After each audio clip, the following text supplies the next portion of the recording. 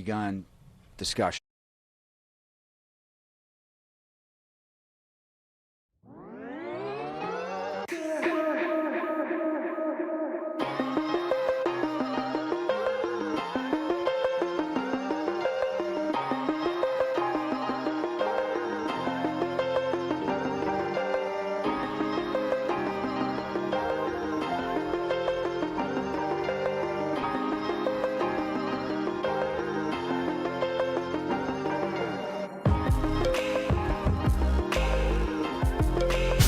I've been covering this league since 1987.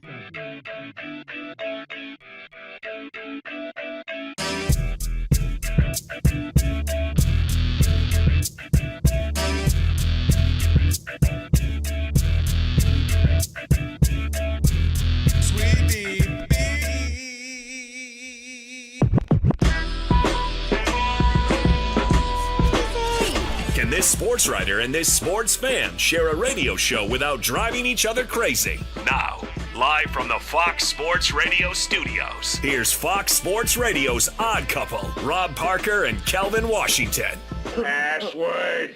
Ack, a dack, a ack. Enter, brother.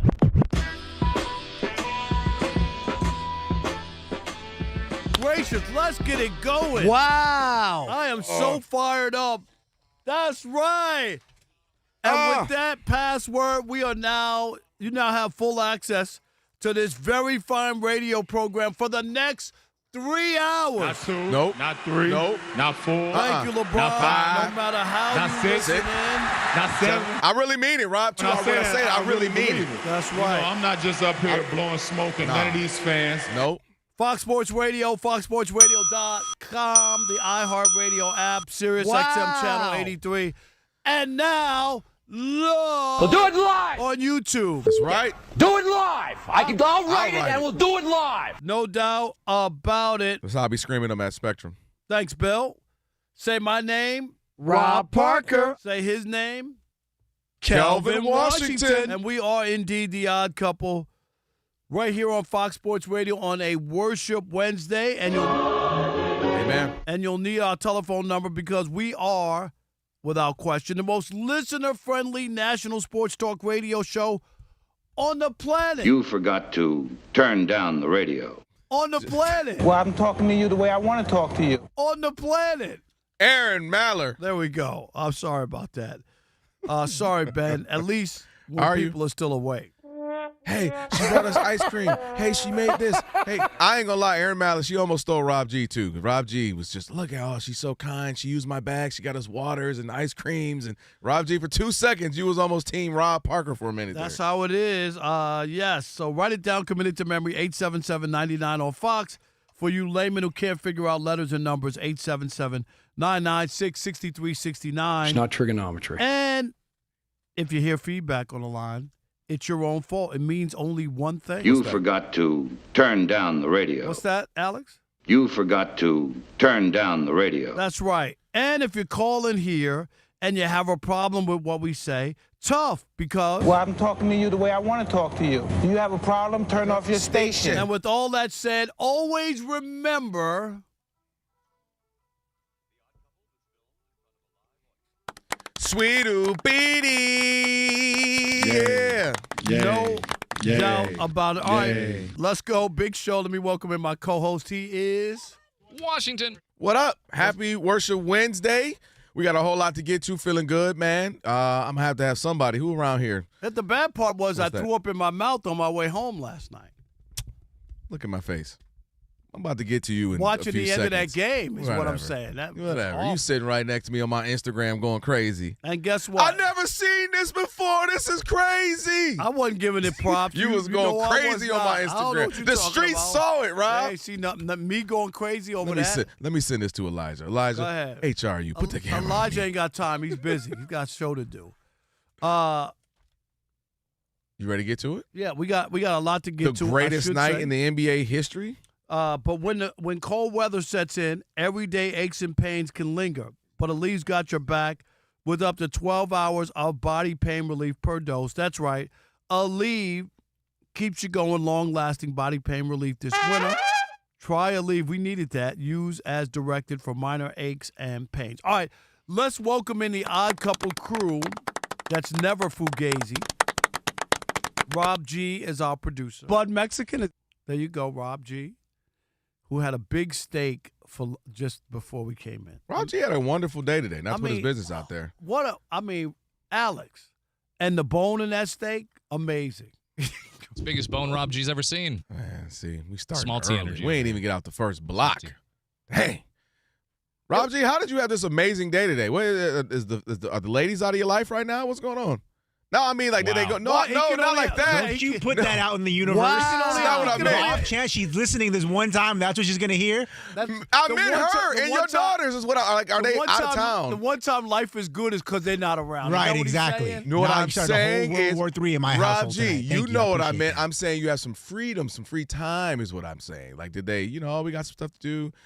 We have competitions and recitals. Right. You know how I go, Rob G. Our engineer is Alex.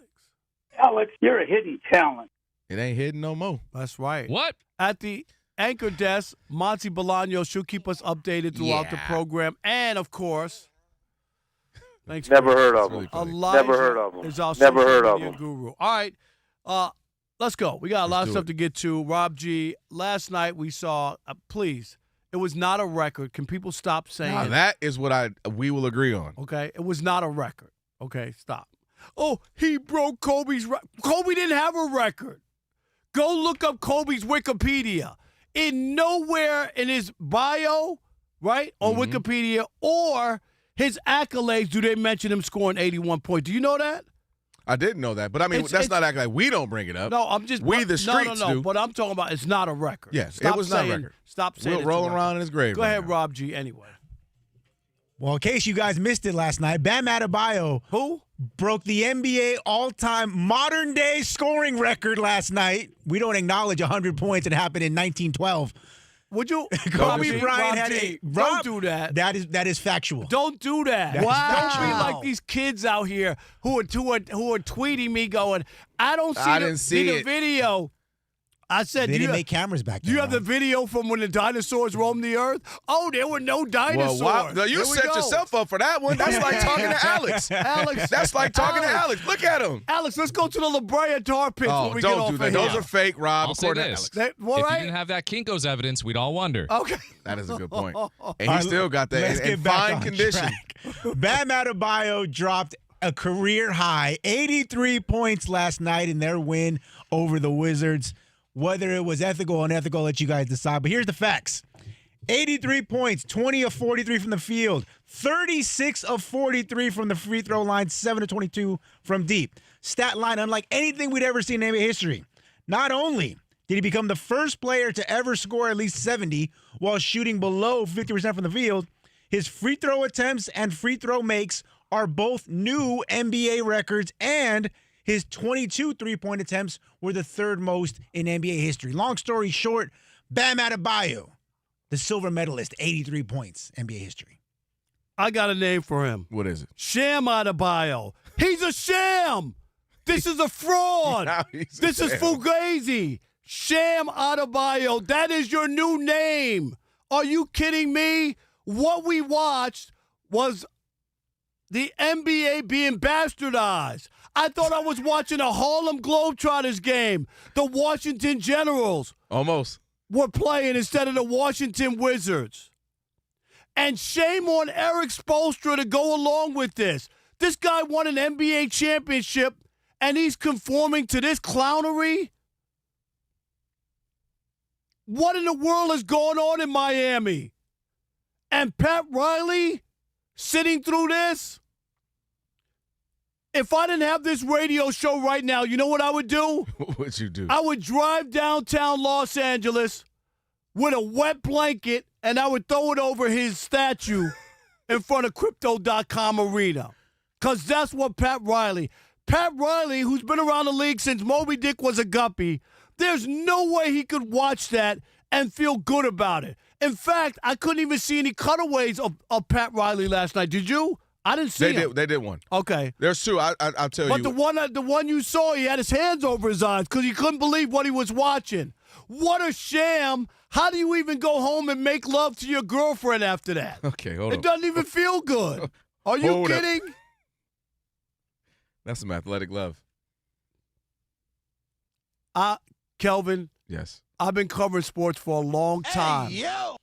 This is my 40th year of covering sports in the media. 40. You're 43 years old. I've been covering sports since you were 3 years old. And I've never seen Stop it, right? an event like this that was so prefabricated, so phony, such a $3 bill that just stank to the high heaven. It was awful to watch.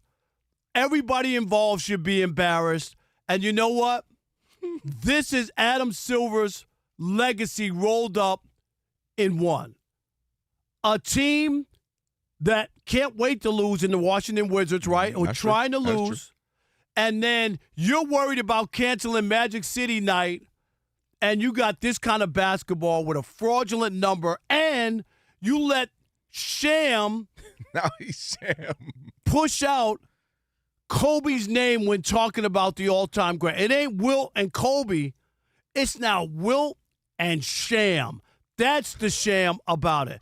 That's the disgrace. Man, if y'all don't stop it with this fake outrage, first of all, you call him Sham Adebayo. I'm calling him 80 Adebayo. Bam 80 Adebayo is out here doing something that, to me, we sat here. We're sitting here. Steve the second goes, wait, by the way, gives us his update. 31 points in the first quarter for Bam, which automatically lets you know, oh, shoot, this might be one of those nights. This might be a magical night. It could have been 66. You're right. And so, after 31. I agree right. with and that. then it gets, what is it, 43, I believe, at halftime. Now you're starting to go, oh, this can be an insane night. Bam Adebayo is not known for jacking up shots. He's not known for being a ball hog. He's known for playing hard. He's known for playing the right way. He's known for playing a team guy. Everyone respects his game. So the idea that just for one night, Bam Adebayo was on, and Bam Adebayo had it going, and the team celebrated he wasn't on when he got 43 free throws. If you were knocking down shots, what I'm I'd buy saying that. is, right, we sat literally. You sat there, I sat here, and we watched him have about 68 points that people want to call it legitimate or ethical. And at a certain point, they said, screw that. We're about to run for it, and we're about to go for it. And this is the other part. You know how many records? If a guy has the all-time record in threes is, I don't know, 13 in a game, and all of a sudden if somebody has 10, if Luka Doncic had 10 threes with 4 or 5 minutes left, you absolutely believe they're going to start feeding him the ball, they're going to start chasing the ball. I don't care if he's up 20, they're going to keep him in the game. Like, that happens all the time. If a guy's about to break a reception record, even if that team is up 10 with 1 minute left, they're going to throw him the ball 4 or 5 times so he can break the record. Like, that happens all the time. The big issue here, and we'll talk about it some more, is who the record was held by that made this happen. That made people very upset about it. Saquon didn't even go for the record. And I sat up here and screamed at you that he should have gone for it. And he shouldn't have, because his team won the Super Bowl. And he could have been a Super Bowl winner with an all-time rushing record as well. And now we ain't heard from Saquon Barkley since. Nope. Saquon Barkley absolutely should have went for it, and I told you that. No, you were wrong. I told you it wasn't going to happen because they had a bigger fish to fry. No, I get that, and I'm okay with that. And guess what? That is the decision the Eagles made, and that's perfectly fine. And they won the Super Bowl. The decision the Heat went for said, hey, you're on fire tonight. We're going for it. He wasn't on fire. That's the bad part. You can't have 31 points in the fourth quarter, 43 at halftime, 60 whatever at the end of the third, say you're not on free throws. You're not on fire. You're not making baskets. A large portion of that came at the end. You saw it. You and I were chucking it. Let's hear. Here's a coach, and his reaction, a guy who's been in the NBA, his reaction to Sham 83 points. I don't know if you saw that Bam Adebayo had 83 points tonight. I'm sure you know Bam. What are your thoughts on that and such a historic night? Yeah, I mean, first thing you think is how, because of... How? Not because of him, but because of the way he plays, And I saw only made 6 threes, but 40 free throws or something like that. Tells the story right there. There you go. And the Washington Wizards. There you go. And he had enough to not only dump on his 6 threes and all the free throws, he had a little left over to dump on the Wizards. Exactly what I said. That's why this is Adam Silver's legacy. And just like, first of all, that's just crazy. And just like Giannis, who also said, don't nobody remember what did Wilt shoot in his 100? I don't know. What did Kobe shoot? I don't know. I know Kobe had But 81. you know what I know people Will had remember? 100, and now I know Bam Adebayo has 83. People always and remember? I will remember that in a year, 10 years, 20, No. that night when Bam had 83. People always remember flim-flams, and they'll always remember when they got robbed or when someone cheated them out of the game of basketball, and they'll go, yeah, you know what? Sham scored 83, but it was fraudulent. It was a $3 bill. If I put my hand on it, I'd have to wash it. That's what people remember. They remember the flim-flam. They might not remember when Will, what he did, or Kobe, because they respect it and it's revered. But when you know somebody didn't do what they were supposed to and didn't get a record on the up and up, you remember that forever. So is it a record or not? Bam Adebayo was balling out. A record. It's not a record. That's my point. You said a record. So everybody's mad that he got to second place, that he beat Kobe. And that's the issue. No, it ain't. And I'm going to go ham on this next hour because that's the issue. It ain't the points. It's who he passed and all the circumstances surrounding that more than anything. Because if you absolutely substitute Kobe and you put in Mike Red, remember Michael Red, the scoring was nice? That has absolutely more to do with it. I talked to a lot of people in the NBA. I'm not saying there won't be criticism. It would not be at the vitriol at the level. It wasn't about Kobe. It was that it was lame and a sham, and that's why it has a new name. 877. He is bearing the brunt of the current NBA. That's the issue. All the issues the NBA has, Bam is bearing it. You mentioned it. The bad basketball, the bad threes, the no teams tanking, all that. Bam is bearing the brunt of that versus being like, yo, he had a night. All right, we want to hear from you guys. Get in here on this. Was Bam Adebayo 83 points legitimate or not? Was it legitimate or not? We'll continue that conversation next with you. 877-99 on Fox, 877-996-6369. Remember, it's the Odd Couple, where we deliver insight, not just noise, right here on Fox Sports Radio. Stick and stay. Unless you like Harlem Globetrotters in the US of A.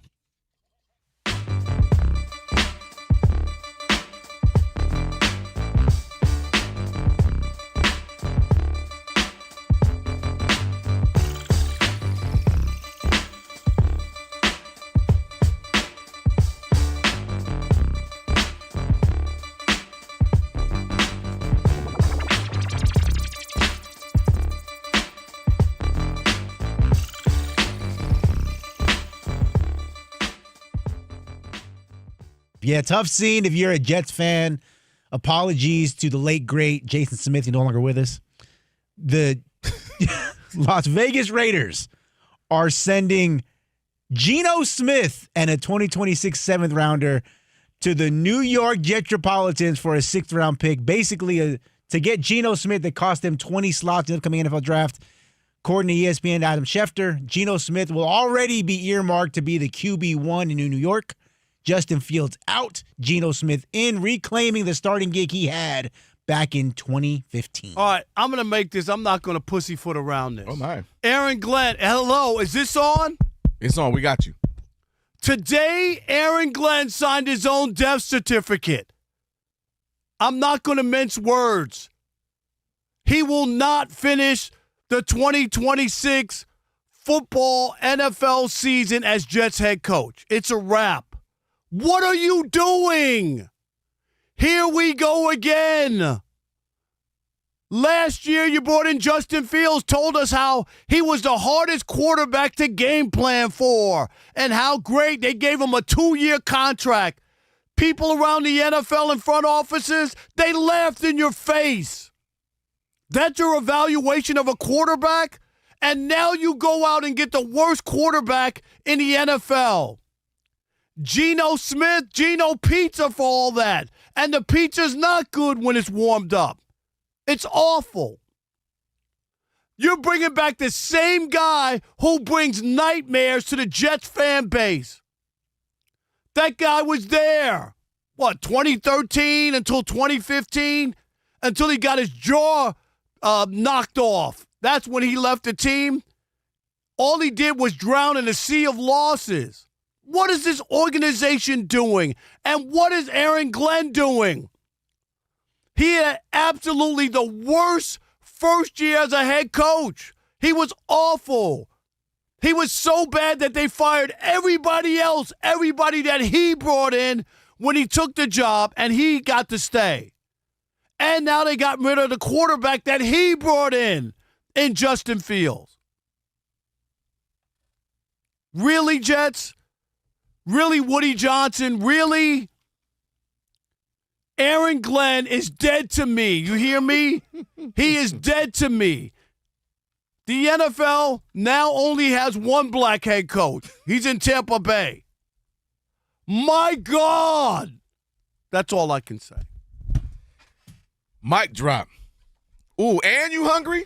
That's why you really came with it. Listen, Aaron Glenn, I figured it out. Told Rob G this earlier. Aaron Glenn wants to be the defensive coordinator for the Detroit Lions again. And he is doing anything he can, self-sabotaging, to get back to that role.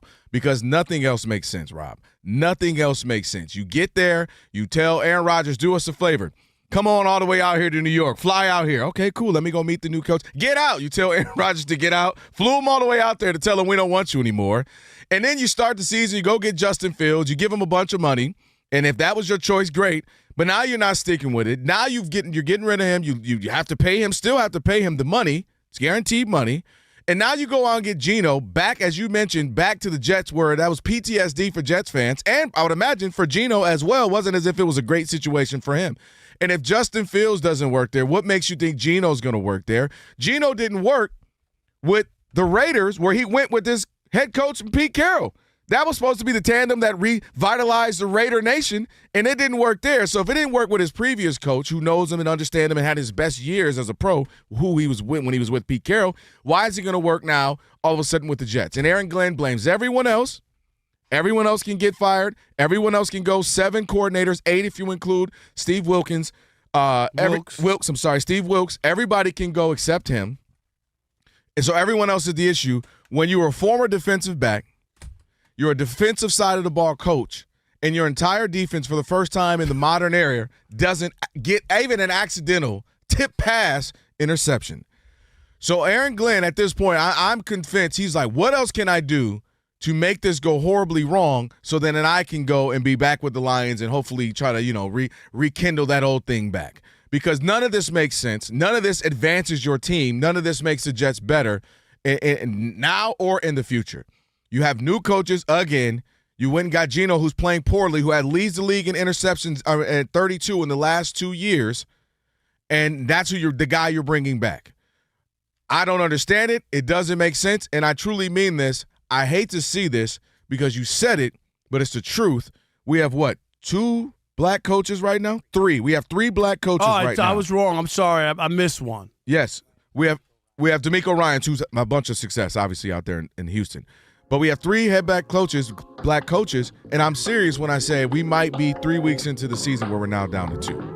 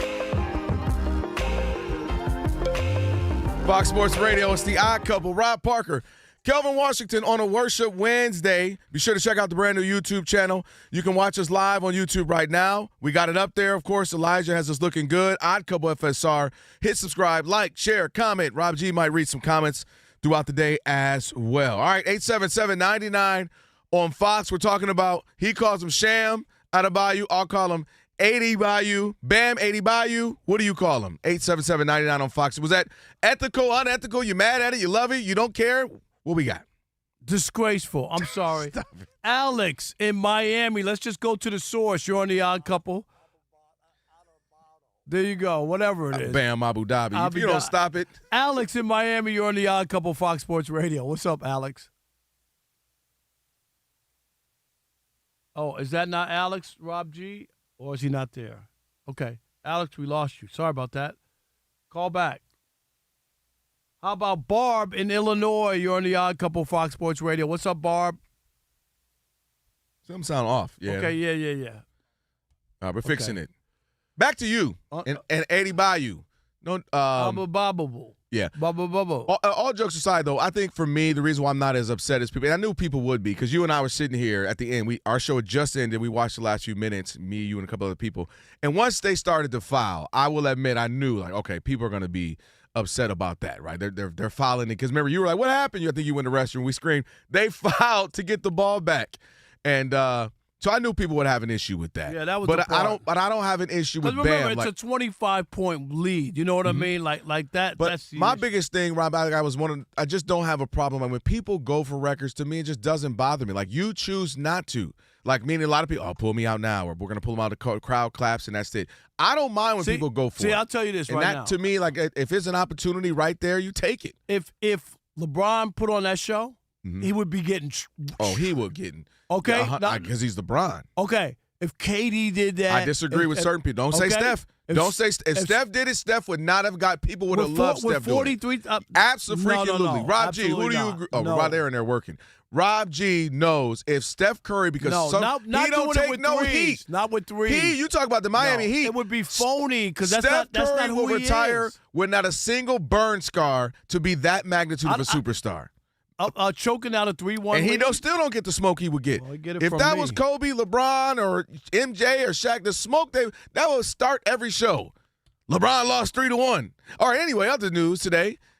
Steph don't have his burn scar on him, and maybe a nick from the down 3-1 on that. But I think there are a handful of people. Absolutely, LeBron would have gotten eviscerated if he did that.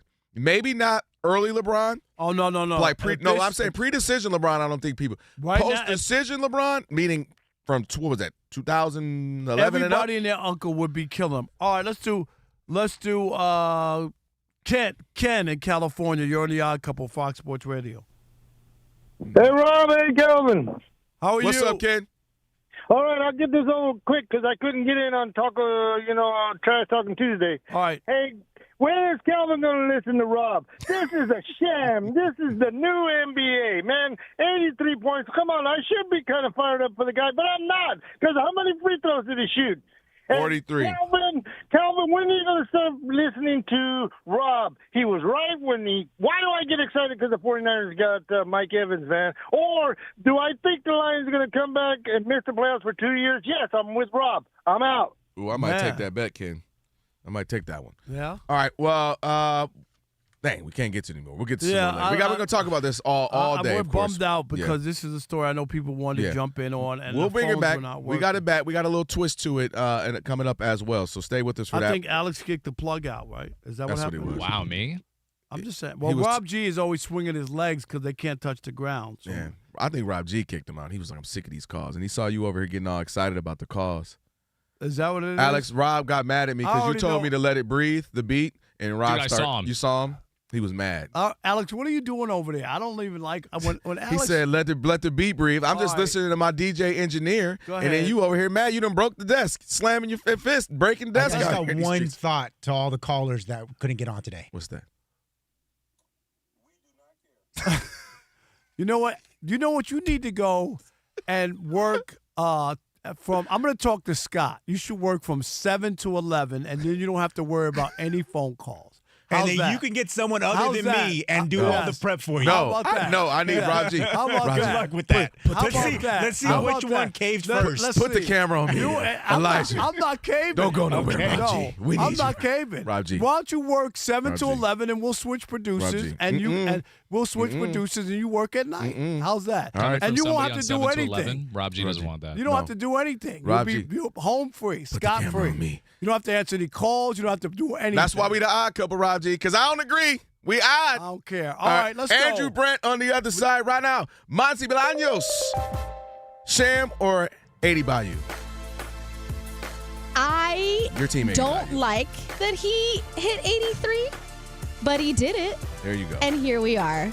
All right. Congratulations. Is 43 free throws way too much? Absolutely. Hey, he got to make them. But he still did it. He The gotta make 'em. Wizards should have stopped him. I threw up in my mouth.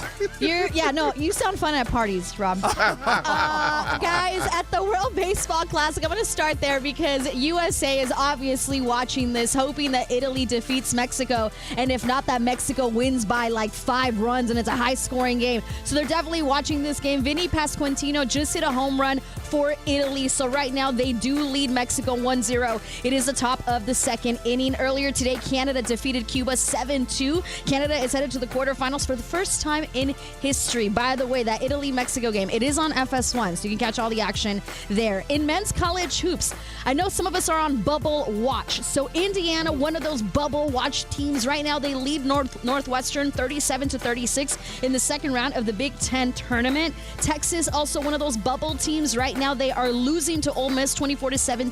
There's about 8 minutes to go in the first half. This is the first round of the SEC tournament, but McNeese has punched their ticket to the big dance for a third straight year, defeating SFA in the Southland tournament final 76-59. In NBA news, which we do have NBA tipping off right now, but Warriors guard Steph Curry, he's going to miss another 5 games because of his knee injury. He's going to be reevaluated in 10 days. NFL news for you. We all heard what happened with the Ravens today. They signed defensive end Trey Hendrickson to a 4-year, $112 million contract that could be worth up to $120 million. Ravens GM Eric DeCosta did say that no one was more upset that the Maxx Crosby trade with the Raiders didn't go through than himself. According to multiple reports, the Vikings are going to meet with quarterback Kyler Murray, and they're considered front runners to land him after his release from the Cardinals. The Colts and quarterback Daniel Jones agreed to a new 2-year deal worth $88 million, and the Bills agreed to terms on a 3-year deal worth more than $43 million with defensive end Bradley Chubb.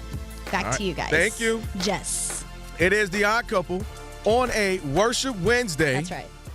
Rob and Kelvin, well, we got so much to go through. I feel like it's Trash Talking Tuesday the way we got fired up that first little bit there. Andrew Brandt, former NFL exec, distributor of the Sunday 7 newsletter. My favorite guy to talk NFL, the only honest guy out there who worked in an NFL front office, period. And that is an intro right there. Andrew, how are you, man? I like it. Good Andrew, to be with you guys. And Andrew, you know me. I'm not passing out compliments for the hell of it. I don't do that. Yeah, I appreciate it. I mean, this is a time we got to be real. I know we want to talk about Crosby. I mean, listen, I remember being with the Packers. We sent a couple guys away on trades, and teams sent them back. Now, they'd say failed physical.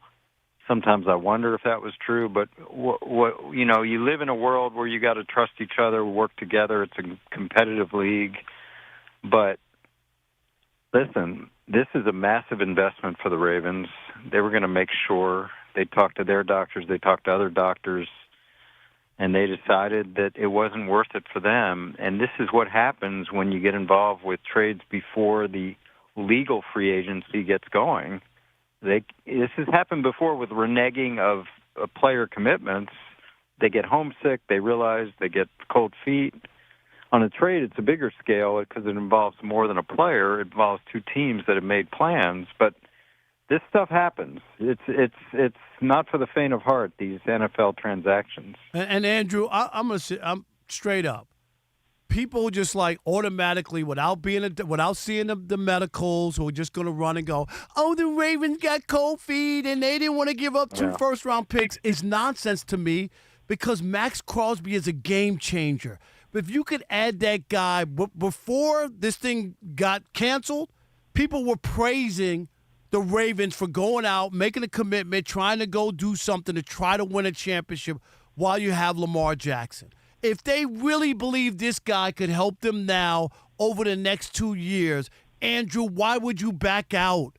Because ultimately, you're just trying to win. Not 5 years from now, not hoping that a player that you draft developed, but I have a proven commodity who can help me today. I want that guy on my team, don't you?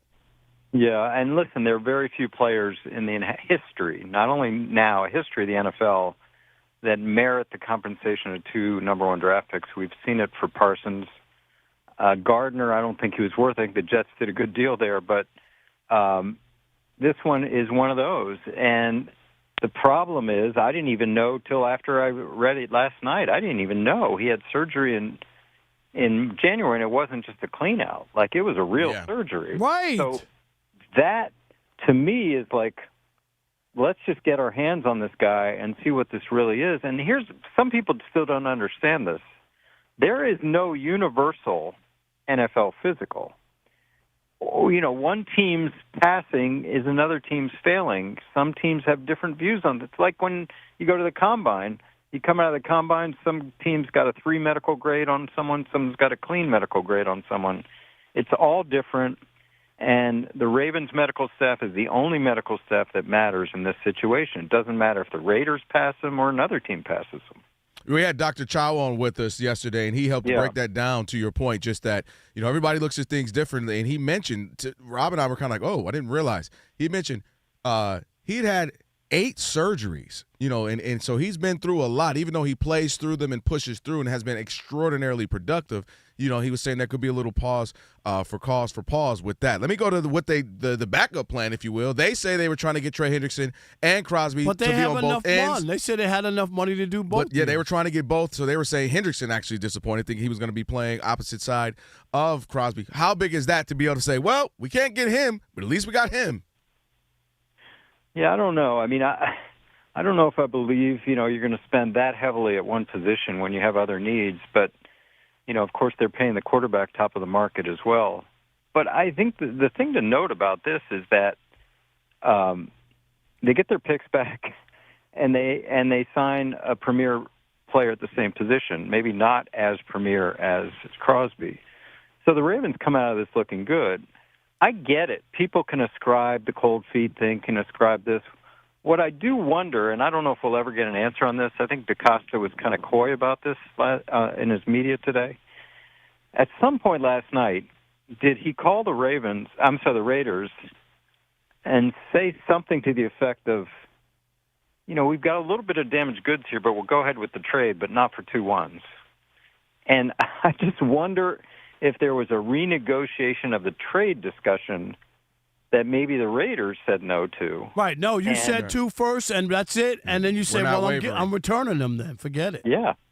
Because to me, there was a compromise. And I'm not going to speculate whether it's 1 first or a second and a later first. But, if this is not the worst knee injury to sideline him, I'm like, well, there's got to be a medium. And listen, now there's talk about other teams being interested, but they're not offering 2 ones. No doubt. Oh, no, yeah. That's gone. That market's gone. It's like a house off the market. What, Andrew? Yeah, Andrew, exactly. help me. I just can't. I just can't get it. I know there are so few quarterbacks. Yeah. But Daniel Jones, they just keep paying this $88 million, and he got off to start the season really great, playing bad teams. And they started playing good teams, and he turned into Danny Pennies, not Danny Dimes. And probably, him being hurt saved him from people seeing him, flame out at the end of the year and them not making the playoffs or whatever with Danny Jones in quarterback. But what am I missing about him? Because I just think he's middle of the pack, nothing special. But the Giants cashed him out. And now here he's getting cashed out again with the Colts. Yeah, this is hard for people to understand, and maybe they follow my Business of Sports Hall of Fame. It's like sometimes quality doesn't matter in terms of money. And Kirk Cousins is a prime example of this. And he is. So is Daniel Jones, and what he's been able to do. And the Colts created this. The Colts, as I just mentioned, traded 2 ones for Sauce Gardner. The only way you're going to succeed at quarterback is if you have an existing veteran that you believe in, or you have ammunition to get a top quarterback in the draft. When they traded 2-1s for Gardner, they lost their ammunition. Right. So there was no other option than Daniel Jones. He got the leverage right then, before the Achilles. That's crazy. And it didn't go away with the Achilles, because what are they going to do? They're not going with Richardson. They're not going to go sign another guy. So he got the tag. Now, I don't know what they made them feel like we can't just let him play for $37 million.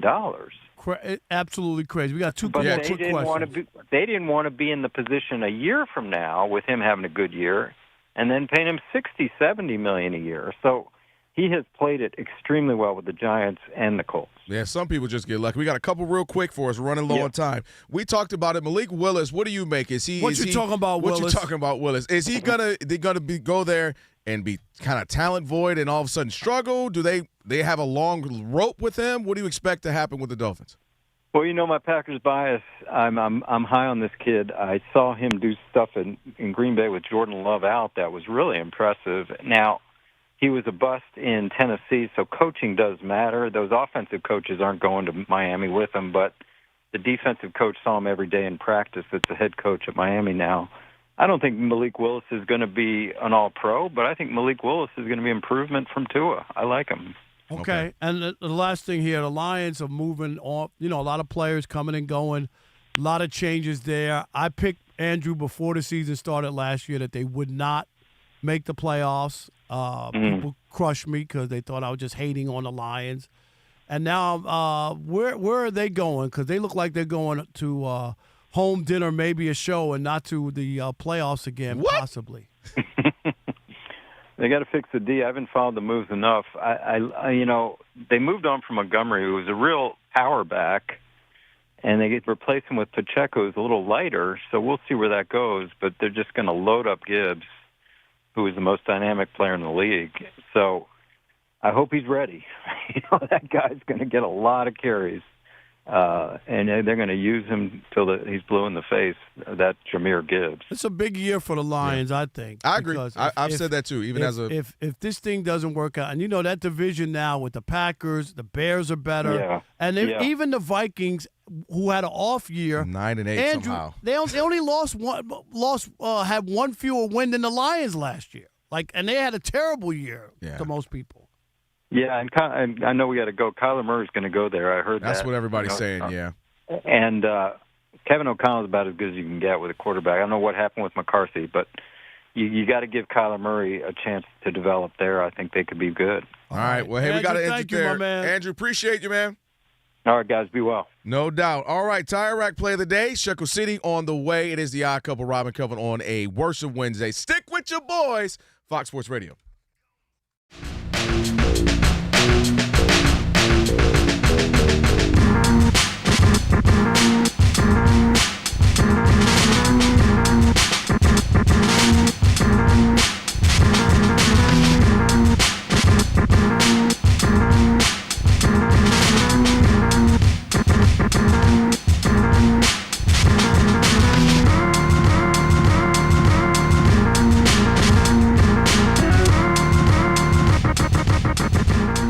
Russell Westbrook had bad times last night after his game with the Siberia Kings, Rob G.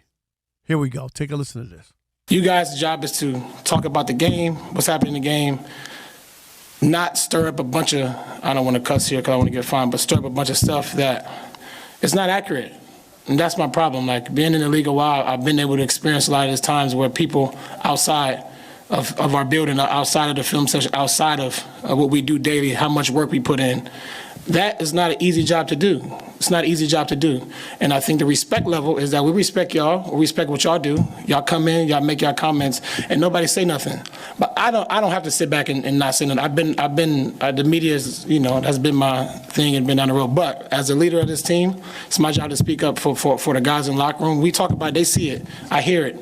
Because of the comments you guys make, you got guys thinking about a whole bunch of random things that have nothing to do with the game. And you guys are making false comments about our team and what we're doing here, and I don't appreciate that. So my ask is that you respect what we do and we respect what you do. No, you don't. And you know what? I thought that was the most ridiculous rant by Russell Westbrook. It really was. Because, first of all, I would have put up my hand in the press conference, Martin, and I would have said, what are you talking about? Specifics. Who said what and who said it? What are you talking about? When they asked him kind of about that, he was like, well, I'm not going to get into, what was this? It was like, I'm not going to go around on that. Whatever that meant. And number two, if we don't know what you're talking about and we're not in the film room and we don't know what it matters or whatever, it doesn't matter what we say, what are you bothered for? What are you punching down on sports reporters? I just don't even get that. After all these years, that's what's really bothering you? Is that the reason why the Kings can't win a game, Martin, is because of what the sports writers are saying? Really? Yeah, it's honestly, when I've heard this initially, I was kind of sad. Like, Russell Westbrook has been in this business now for over 15 years and has yet to understand that you as an NBA player, just like I as a commentator, those reporters in the locker room who are doing the beat writing, the fans who are commenting on all of the consuming all of it, everybody plays a role in, like, the sports industrial complex. Like, this is something that you have to do. If you just want to hoop, there are plenty of places where you can go hoop and nobody will give a damn. Nobody will care. You just have to also not get paid millions of dollars while you're hooping. But you know what I'm saying? If it's, oh, man, I just want to play the game. He acts like he doesn't understand what goes on, or the idea would be like you're an actress or actor and the movie critic doesn't like your movie. That's what they get paid for, to tell people whether it's a great movie or a bad movie, whether you should spend your money on it or whether you shouldn't spend your money on it. Why are you so bothered? And you know what I would have said? I'm not even kidding you. Okay, we're not in the film room. We're not at practice. We don't know about all. Okay. Were you at our did you talk to my producer? Do you know what we were trying to put together for the show? Do you know what I talked to about my editor? Have you ever written a column for a major newspaper in the United States? Can you write 700 words if I gave you a laptop that made sense? Come on, dude. I get it. You have a job. We have a job. To go and swing on nameless, faceless people who are doing a job for a living. That's what they do. I remember once somebody called up and said, oh, so-and-so is just trying to sell a book. Yes, he is trying to sell a book. You're going to write a book, Martin, that nobody wants to read? When I hear people say that, they just want people to read their columns. They just want people to get clicks. Yes, I want to do a 3-hour radio show, not say anything, and not have anybody bothered or moved by anything I said. Does any of that make any sense? It's ridiculous every time I hear that. And this is after a loss in which I was here anchoring last night, much to the chagrin of everybody who was listening, apparently. But yeah, the Pelicans and the Kings, two teams that if you add their win totals together today, they don't have 40 wins combined, right? The Kings are the worst team in the NBA who just lost to the worst team in the NBA. There's no positive to talk about, right? What do you want me to say here, Russell Westbrook? I get it. Maybe there's people saying Russell Westbrook shouldn't be on this team going forward. It is not necessarily an affront to you personally, but more along the lines of the team building aspect of the whole thing. This team has won 19 games. They've won 19 games. This is a labor of love for everybody at this point. Everybody's being a professional, because you know those people in the locker room. In the press room covering the team did not sleep as kids thinking, or dream as kids thinking, man, I cannot wait to cover the worst team in the NBA.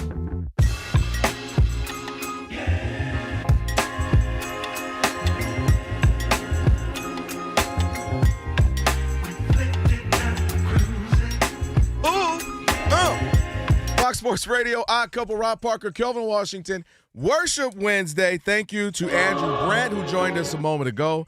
Rob G will get that up on the podcast, as always. Still so much coming up in the rest of the show. We got Mike Jones. Mike Jones joining us next hour. And, again, more conversations about the 83 points from Bam as well. So a lot to get to. Right now, we're getting to your Tire Rack play of the day. And quickly into Bam. He's got space. Head down, spins, puts it up. And Bam's going to the line again. Bam Adebayo is a complete monster. And really get the ball into Bam's hand the right way. Only Wilt Chamberlain has more points in an NBA game in association history than Bam Adebayo, who has 82. 83. Was he, Rob G, was that the Wizards radio? I know it was Heat, but it didn't sound like he was the Heat. Are you kidding me? He was supposed to be turned up. That's Rob Parker's cousin. That was Rob Parker. I guess he hit 83. He realized. He realized how. Whatever. He knew it was fraudulent. That's He's the Heat radio. That's the home radio. He's supposed to be going. History is made something. Oh, my God. Bam's about to hit 48 free throws. It's just like, wow. 82 for Bam tonight on a regular Tuesday night. But that was Heat Radio, by the way, on the call there. That was your Tire Rack Play of the Day, brought to you by, of course, Tire Rack. And for over 40 years, Tire Rack has been helping customers find the right tires for how, for what, and for where they drive. Ship fast and free, backed by free road hazard protection with convenient installation options like mobile tire installation. TireRack.com. It is the way tire buying should be. Now time for Shekel City. Welcome to Shekel City, the home base for Rob Parker's daily picks against the spread. Whoop-de-damn-do. That's right. DC, thank you. Whoop-de-damn-do. I deserve some big-time music. My chest is stuck out. What you done did? Did you hit 83, Rob? You hit 84 points. You beat Bam, Adebayo? 2-1 last night. Are you ready? Okay. 69. Get to the second number. 69, Alex. You with it? Okay. Wow. Stupid. You're going to be like 80s, just out of line. You know that, right? 69. They're kicking you out the nursing home. There you go. I did pull out. Yes. They're going to be like, sir, somebody come. Hello, nephew. Come get your uncle. Can you put your teeth, take your teeth out of her glass? Yeah, you're going to be out of line. You know what I mean? Like, that's probably where they go. Yeah. All right, here we go. Denver, -6.5. Denver hosting the Rockets in the Nuggets are hosting the Rockets in Denver. Clippers, -1.5.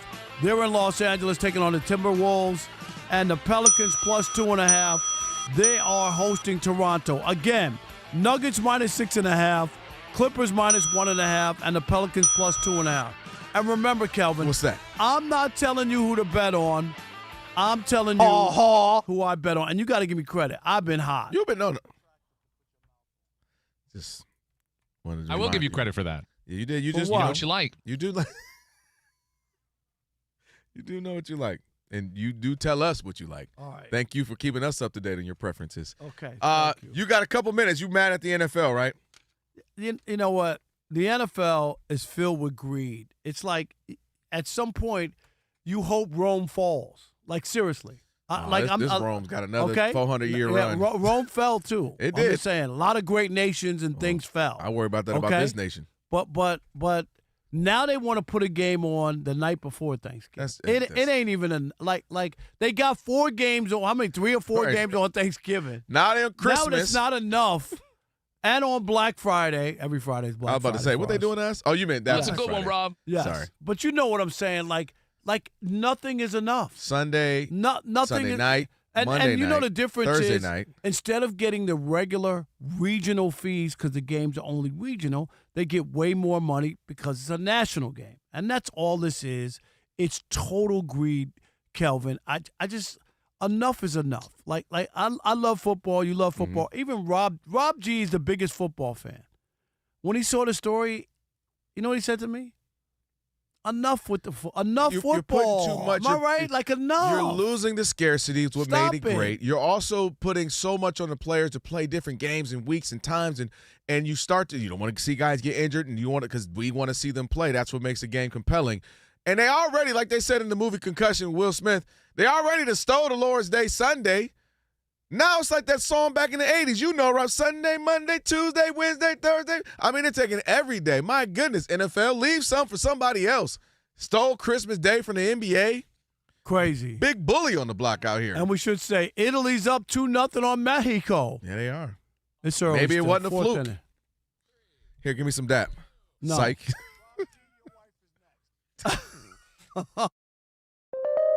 We are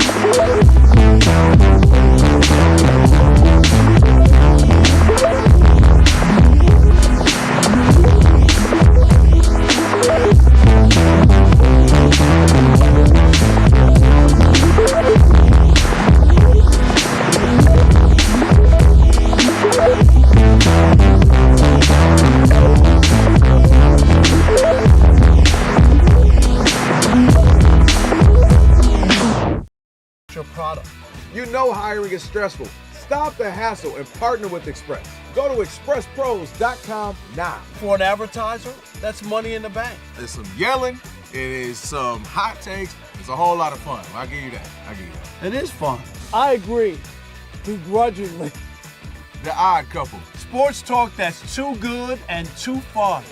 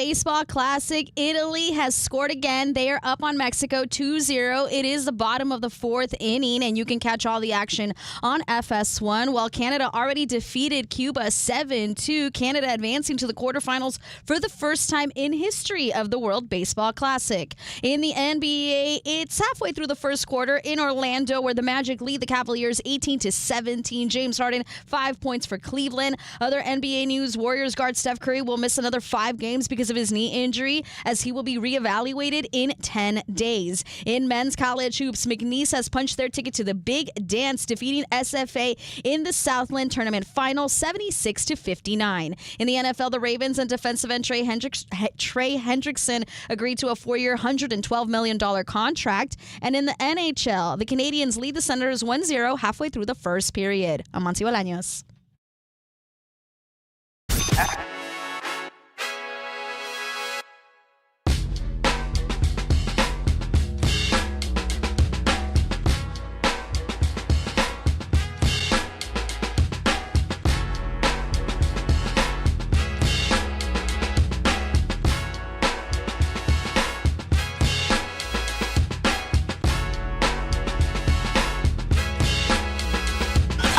Can this sports writer and this sports fan share a radio show without driving each other crazy? Now, live from the Fox Sports Radio studios, here's Fox Sports Radio's Odd Couple, Rob Parker and Kelvin Washington. Our number 2 on this Number 2 Wednesday.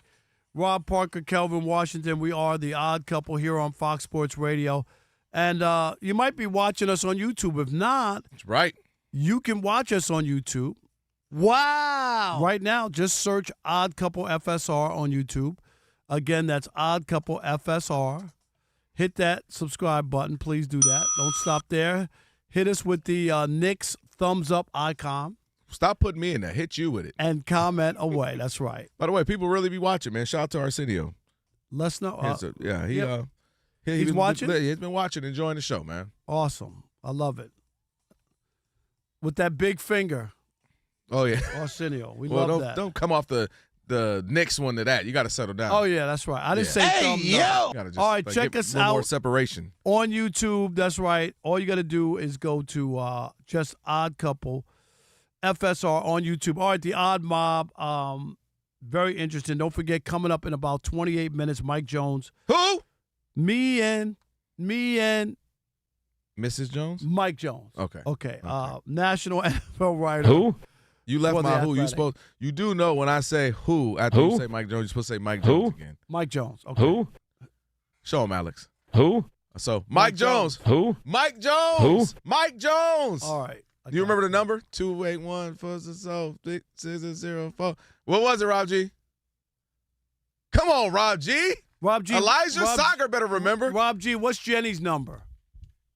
Who that? 877-5309 or something like that. What's 867-5309. There you go. Alex nailed it. 867-5309. 867-5309. There was some songs with some number. What was the time had one? You got that one, Alex? That Jenny 777-9311. But that one, the Jenny one, which was crazy. I saw somebody going around and they were asking people in the high school, like teachers. Yeah. And they just went up. They didn't say anything. They said, "What's Jenny's number?" Oh, yeah. Monty, you know Jenny's number? You know it when you start. If you muscle memory, wait till you hear hear the first 2 numbers, you'll know it.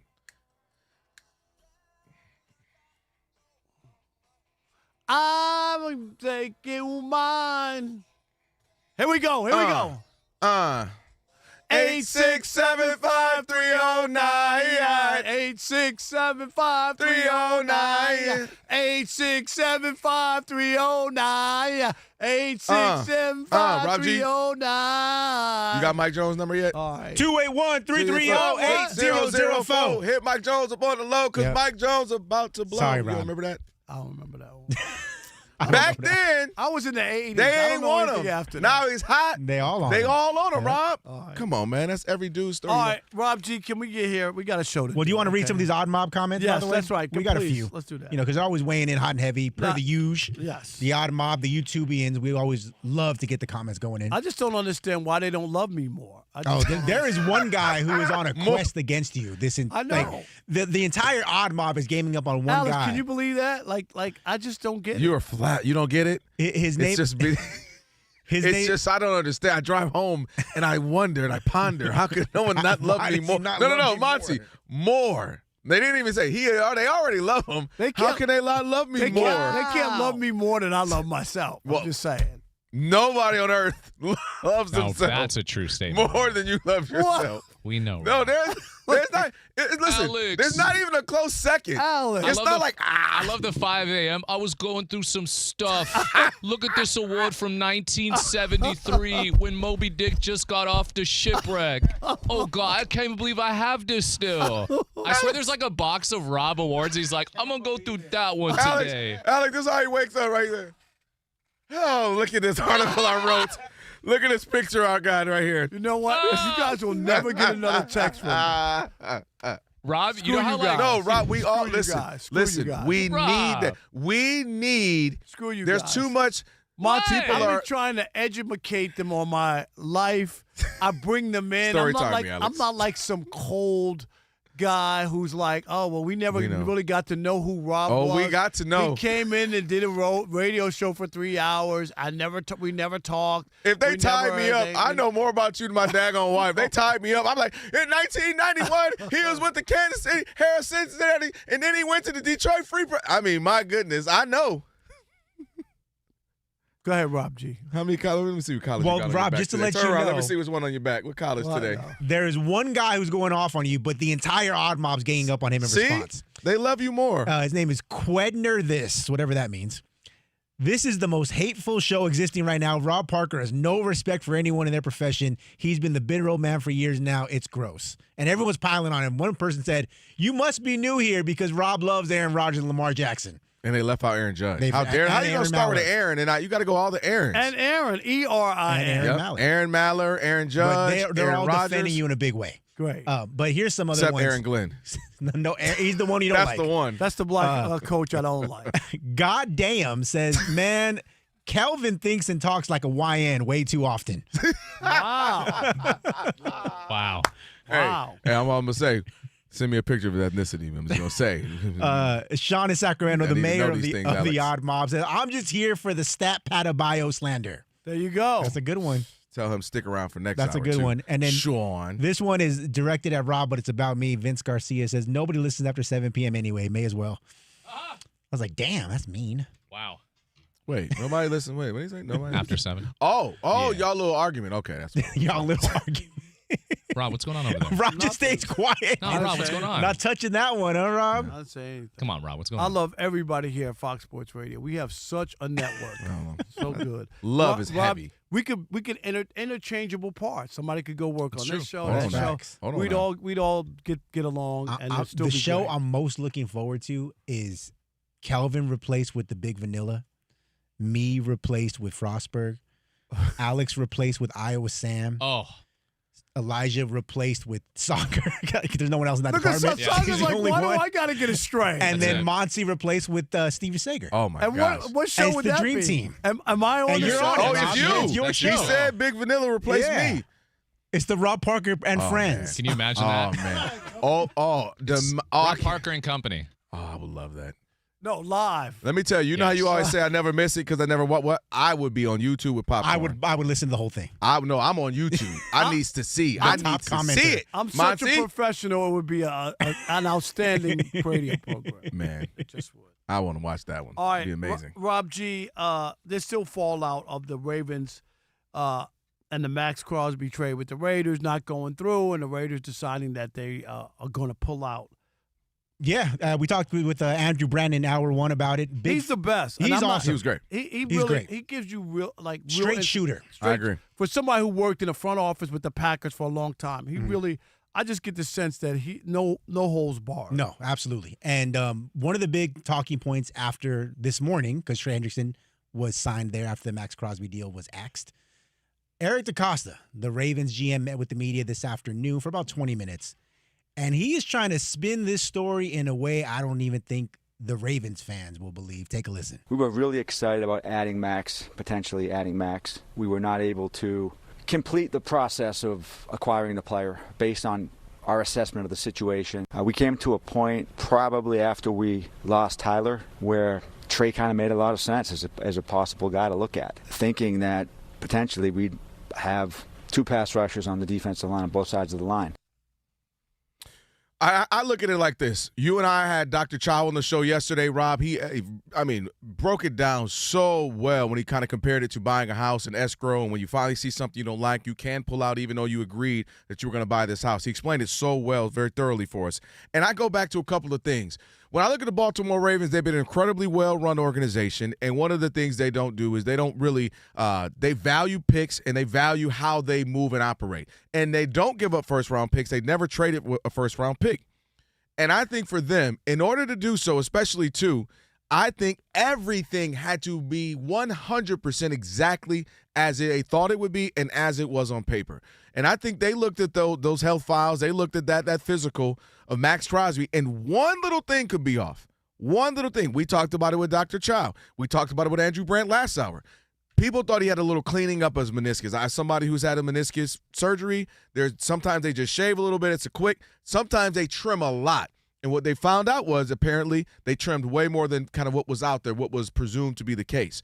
And I think the Ravens said, the reports are they thought that he'd be good for a year, but maybe not that second year. And I think that scared them. It scared a team that's usually frugal with picks. It scared a team that's very conscious of how they move. And I think they said, we're out of that business. We'd rather keep our first-round picks, use those, get some good guys out of that. I'm not sure what you're saying. So what are you saying? That he is more injured than they thought. That the Ravens clearly got cold feet. Yes, they got cold feet because they saw that something was off. Okay. More other teams might have said, it's good enough. It's 80% of what we thought physically. For them, if you ain't 100% of what we thought, they don't give up first-round picks. And I think they said, no, we're past. And knowing that they had Trey Henderson in the works.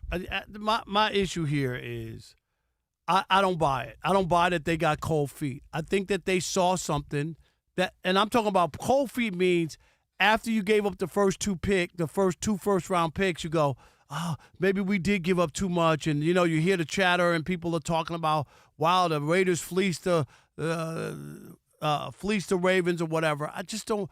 And Andrew even talked about it. There are not that many players of that quality that could change your franchise, right? So the Ravens are in the trying to win a championship business while Lamar Jackson is still young. It's now. It's not 5 years from now. You made a coaching change. You've done all these different things to get to this point, right? And so if you really believe that he was going to be all right to be able to help you get to where you wanted to, I don't believe they would have backed out of the trade. I really believe that when they went into it, they were trying to be different. You just fired the coach. You got a new young coach. Mm-hmm. You got a quarterback who's now he's not a kid anymore. He's 20. What, going to be 29? I believe it's 29. Right. So at some point, you don't want 10 years to go by before you know it. Tom Brady didn't win for 10 years. Aaron Rodgers didn't win after 2010. The years start melting away. So they put it all in, and they said, we're going to do something different than we normally do because he's a guy that can help us get to where we want, finish games, get the big sack at the end of the game to stop the quarterback. Mm-hmm. How did the Rams win their Super Bowl against the Bengals, right? A big sack. Aaron Donald breaks through and stops it. There's no Hail Mary. There's no big throw to win the game or whatever because he got through. So I think that they were all of their intentions were legit and honest. I honestly believe it ain't like he was healthy and he played and didn't have surgery in January. That would be cold feet. Like he showed up. He wasn't coming off an injury. He had his physical and you go, well, he failed the physical. Then I would say to you, that sounds fishy because he did play last year and he didn't have surgery. And now they're saying that there's something wrong with him. The guy had surgery and maybe they didn't know the full extent. And when you look at it and you're making that kind of trade and you talk to your doctors, you got to feel like 100% because once you accept him And if he's not that guy, or he's going to be hurt, or we won't be able to utilize him, it's a big trade that sets your franchise back. So I don't think it's cold feet. I believe that they see something, their doctors, that frighten the Ravens from that standpoint. To me, when you say cold feet, I'm thinking there's nothing wrong with him, and we just decided we don't want to give up 2 first-round picks. So do you think something's wrong with him? Absolutely. Okay. Something, again, all right, for that's more different. than that. Yeah. That's different. But I never said, I know what you see. I never said cold feet. But cold feet, isn't that the definition? Like we're going to get married or whatever, and then I get cold feet at the altar. Not that I don't love you. I just decide, hey, I don't want to get married. You know what I mean? That's cold feet. I 1,000% believe they saw something that for them does not register. Other teams may say, it's good enough. He's that good. We'll push past it. We'll look past it. And they said no. They have a standard. They have a way they conduct business. They've been very well run for the last 20, 25 years, and that's why I think they absolutely didn't do it. Other teams may have folded. Other teams might have just said, well, you know what? It's Max. We'll be okay. Let's just go all in for a year. They said no. We value 2 first-round picks, and they moved on. And now it becomes interesting to see what the trade value will be for him, right? Is it 70 cents on the dollar, 80? Did somebody say, I don't give a dang, 2 first rounds, I'll do it just because we're desperate to have him? It'll be interesting to see. I don't think it'll go that high. I do still think he might get a first round, but that might be it, not 2. But yeah, he's clearly something. Again, we had Dr. Chow on. I didn't know he had 8 surgeries. 8 surgeries for guys. It's not like he's on his 15th, 16th year or something like that. I mean, 8 surgeries for guys only played like 8, 9 years. That's a whole lot of surgeries. All right, 877-99 on Fox, 877-996-6369. Do you believe the spin coming out of Baltimore? I do. I do. Okay. Or do you think that the Ravens got cold feet with Maxx Crosby? 877-99 on Fox. We'll continue that conversation next with you. It is The Odd Couple, Rob Parker, Kelvin Washington, where we deliver insight, not noise, right here on Fox Sports Radio. Hey, Alex. Hey, Rob.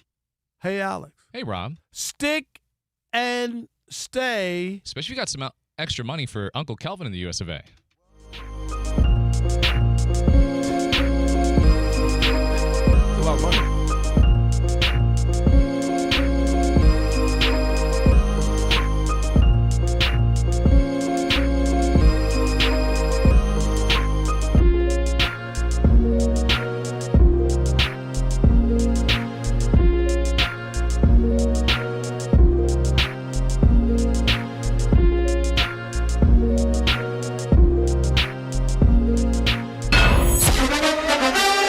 Breaking news from Fox Sports. Keep in mind that the NFL's free agent negotiating window opened Monday, and all these signings and trades we've been hearing about are not official until Wednesday when the new league year begins. So imagine the shock when the Raiders moments ago come out with this press release.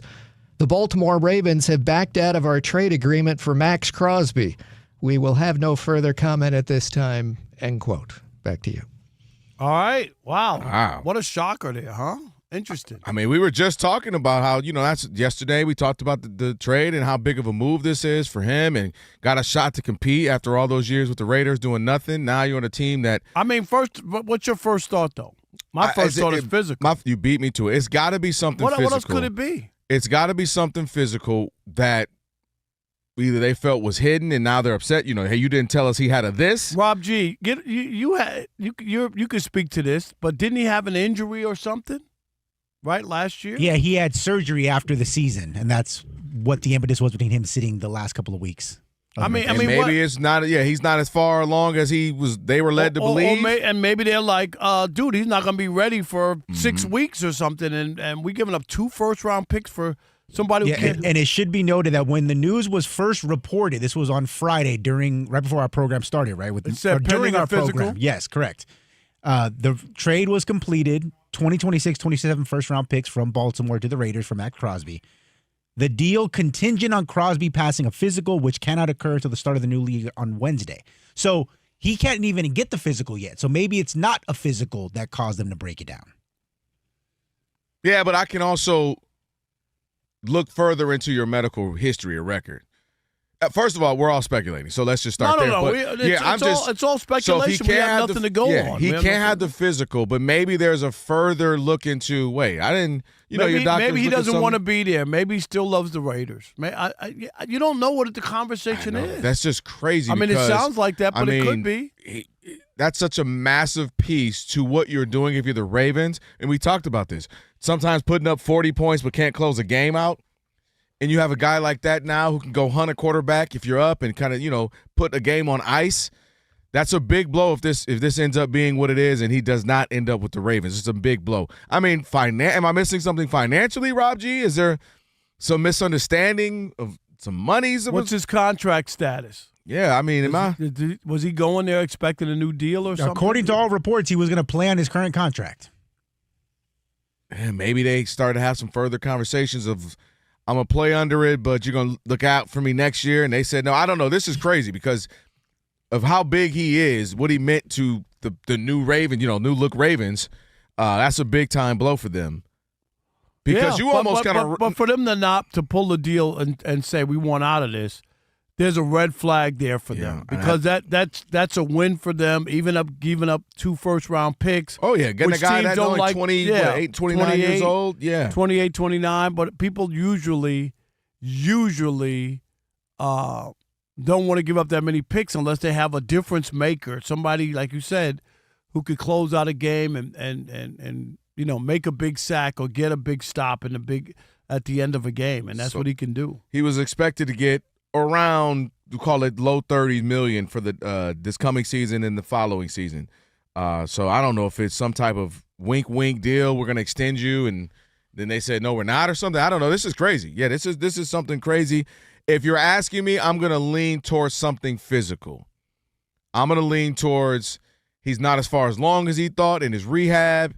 Maybe it's more severe than they thought. It feels like it would be even though, Rob G, you say he can't have tomorrow. But they made a trade before the actual start of business. Well, they can agree. All this stuff is in principle. None of this stuff is binding until they sign contracts on Wednesday. So who's to say, the big free agent deal of the offseason so far has been Tyler Linderbaum coming from the Ravens to the Raiders. Who's to say now if this trade does fall through and the Raiders are no longer getting off of $30 million of Maxx Crosby? Does this impact the free agent deal that they just made? Yes, it does. That's a good point. They might have had the bread. That gave them flexibility, right. Rob G. And then let's say Baltimore is like, well, now that we're not spending $30 million on Maxx Crosby, Tyler Linderbaum, we'd love to have you back. And we'll take you for $1 million less than what they were going to offer, whatever. The dominoes effects of this is interesting. Those are real because the money part that they were spending was because they were getting rid of. You're operating under the assumption I have this money available to me, and now you very well may not, and now all of a sudden you're getting draft picks back. So maybe you use draft picks now, to something to go get somebody else. I mean.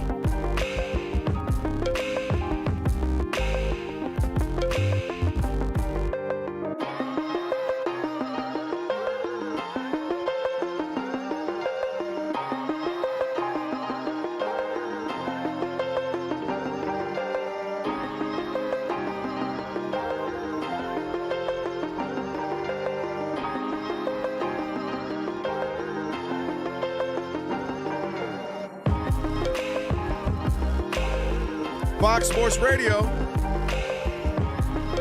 The Odd Couple, Rob Parker, Kelvin Washington on a Worship Wednesday. Mike Jones, who? Mike Jones, NFL writer for The Athletic, getting ready to join us here in a few minutes. We got One's Gotta Go, a little in honor of Bam Adebayo, Sham Adebayo, as you call him. Sham. We got that coming up as well. And if you miss any of today's show, you're going to want to catch the podcast. Just search Odd Couple wherever you get your podcast. And right after the show. It's cold in here. Can you close the window? Today's podcast is going to be posted. Be sure to follow the pod. Rate it 5 stars, and you can even provide a review. Again, just search The Odd Couple wherever you get your podcast. You're going to find today's full show, best of version, posted right at the end of the show. All right, let's get to it. Ravens.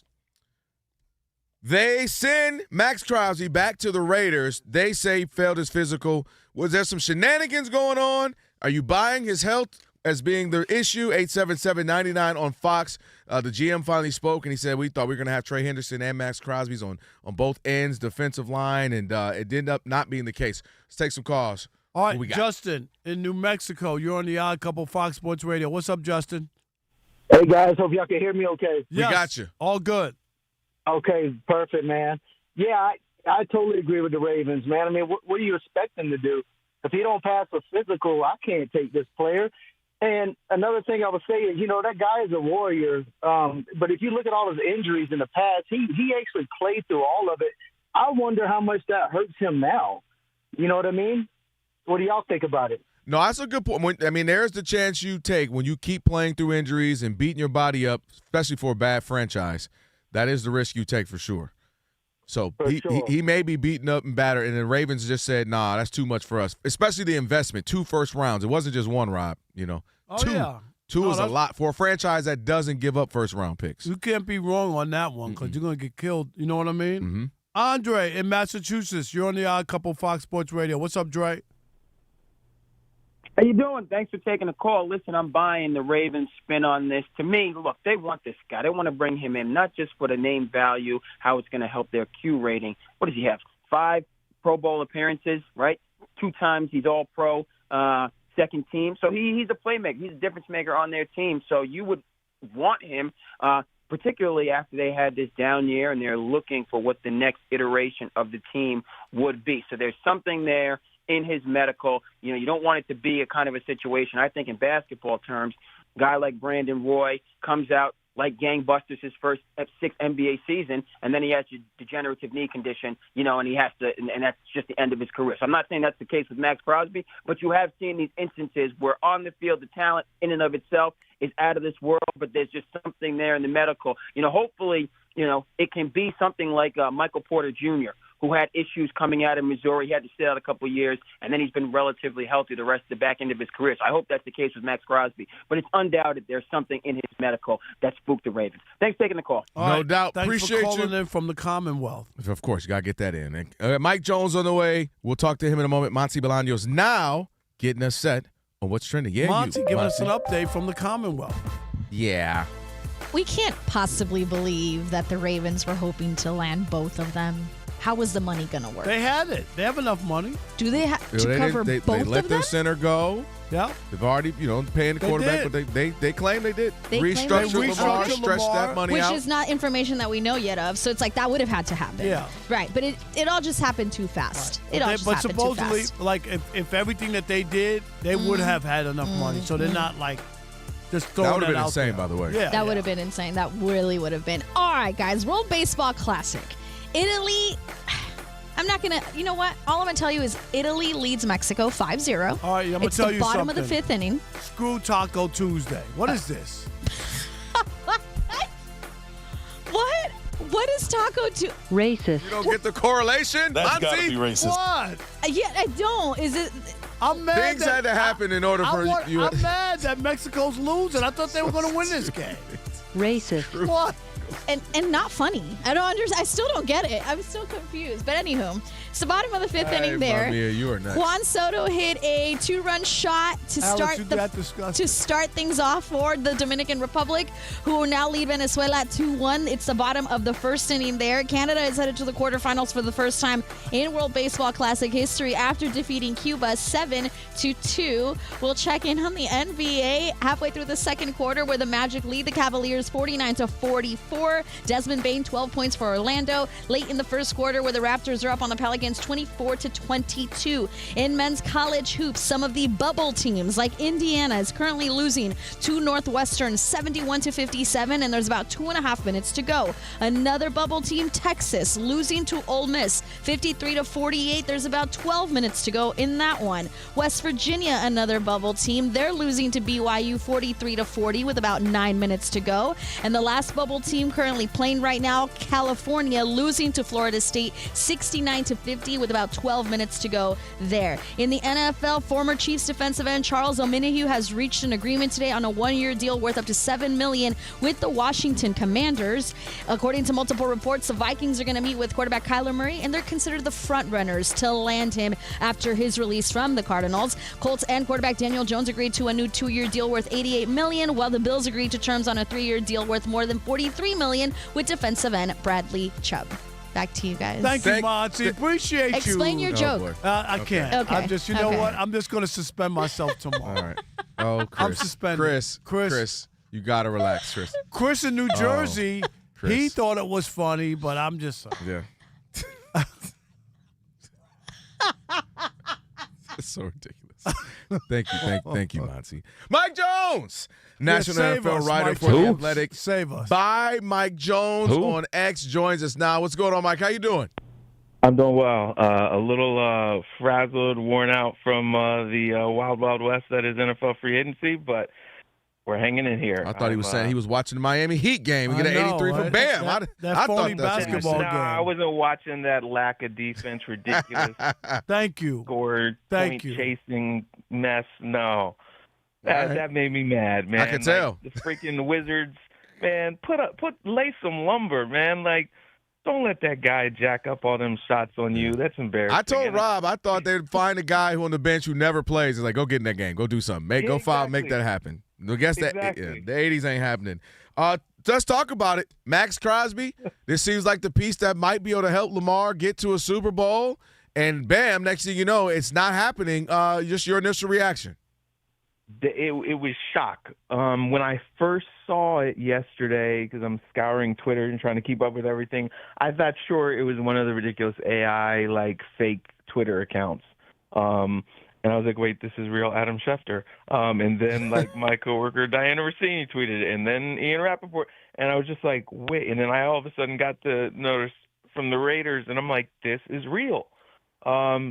Just mind-blowing. I mean, and there's so many different ways that you can look at this. You can say that, okay, hey, the Ravens were being shady as they backed out and then turned around and went, Trey Hendrickson. But the other thing that my question is, so if multiple team doctors saw this and had concerns, the Ravens had this information before they made the agreement, and then they had their guy check him out, and they confirmed it. So why didn't you insist on having your guy check him out when you got all this research? It just seemed like they botched it at No, but they say fronts. that you can't. You can't actually. The only time you could Till actually Tuesday. was the day Yesterday. before. That's the only time that they could see him. There was some talk that maybe they could have had access to this a little sooner. Either way, That's not the way it was laid out for us. Is that the only thing you could do is the day before the signing is the only time that your team doctor could do their physical and see him in person, despite what charts or stuff that you could see. But an actual physical by your doctor is the day before it starts. That's what. Right, That's well, what. And even so, if the renowned expert had concerns on this thing, you could still have your people speak to those people and cross-reference and things like that. They still could have avoided this. But how did they lose though? The Ravens didn't lose anything. Mike. I'm trying to. Well, I mean, like they didn't lose players that anything. They got their picks back, did. and Yes, they did. What they lose? No, because there are players that they let go, that let them go sign elsewhere because of financial reasons that they could have maybe kept if they weren't planning on getting Crosby and upping his contract and making it. You know what I mean? So it's still, even though they get their picks back, it's still, there were guys that they possibly could have re-signed that they did not. I think yeah. If they didn't get Hendrickson, I would probably agree with you. But to pick him up and still have your two picks, two picks, I think you can still work with that. You also lose Tyler Lindenbaum, who's the best center in football. Yeah, but I don't think he was ever going to be in the equation. Yeah, I agree. There. I think they were willing to let him go. Him. Okay, well, why am I here? I mean, I'm telling you, they botched this thing. This was not a just, oh, well, everything's okay. And also, Crosby, there's a drop-off from Crosby to Hendrickson. That's true. I mean, yes, they keep their picks. Yeah, but if he's injured and they don't feel comfortable with, I don't even understand. Like, why would this is my Mike? This would be my question to you. If he's healthy, he's one of the few players who can make a difference right away. He's that player. His resume speaks for itself. Why would you just say, "Oh, I don't want him now," when you really wanted him and you thought to yourself, "We're trying to win a Super Bowl ASAP. We got the quarterback. We got this other stuff. We got a new coach. We're trying to win." If he really could help you, what is the cold feet about, and why wouldn't you want him then? I think it's a real concern that we're giving up 2 first-round picks, which we've never done, and I mean, as the Ravens, and we never gave up a first-round pick, let alone 2, and now he might be damaged goods. I would be afraid of that. Yeah, but you knew that he was going to be damaged goods. You knew that he was coming off a surgery that was just in January. You knew that he wasn't going to be fully healthy right now. So if you did your homework and if you talked to these people and you knew there were concerns and you still felt okay to agree to the agreement, now again, and that's why this is that legal tampering window. You can agree to these things before they become official, and you can back out, and that's fine. But it's just, why weren't they concerns before?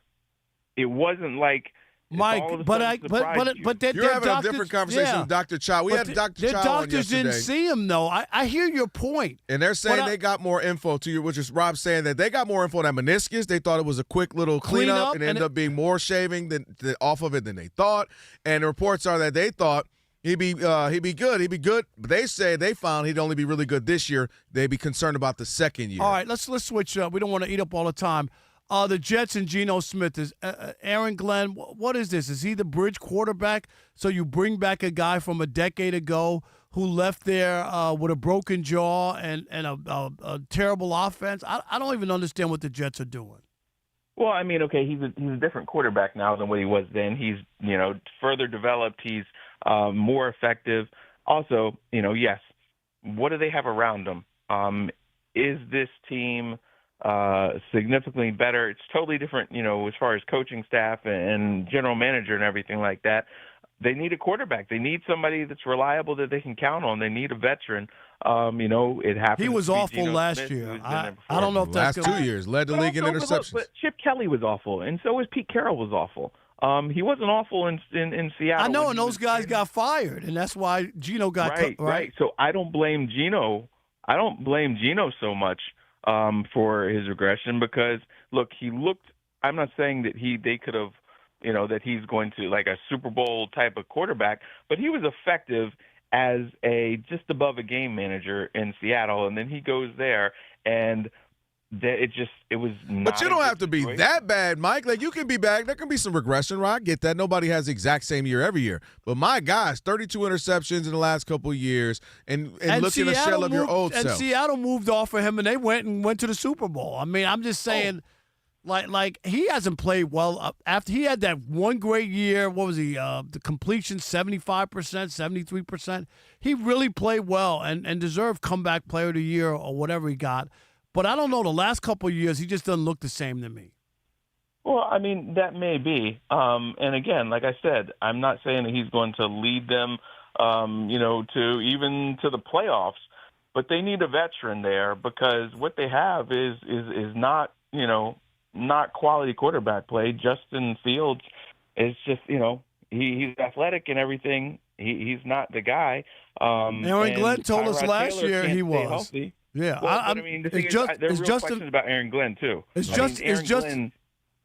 ahead. Aaron Glenn blew out his whole coaching staff that he said he believed in, and he's trying to keep his head above water. I've got questions about him. I want to see him succeed, but I don't know. And again, he's probably better than what they have at quarterback. And you said, is he a bridge guy? He's got to be. He's no way. I mean, he's 35 years old, going to be 36 this season. But 70% completion percentage last year, 67 this year. Yes, his interceptions went up. But look, you got to lean. If they can have Frank Reich is going to be a very instrumental piece in this. If he can find an offense, tailor this offense to what Geno does well, and mask his deficiencies, they lean into their run game, then they might be okay. But again, look at that division. They're not going to be better than the Patriots. They're not going to be better than the Bills. Will they be better than Miami? Maybe. But, it's going to be those two scrapping it. But again, he's better than what they have at quarterback right now. Last thing, we got less than 45 seconds. Just Justin Fields, his career over. I read a story. He wants to be a missionary. Where does he go from here? Home, dinner, maybe a show? Does somebody pick him up, or is his football career over? I mean, it's hard to say, where he winds up.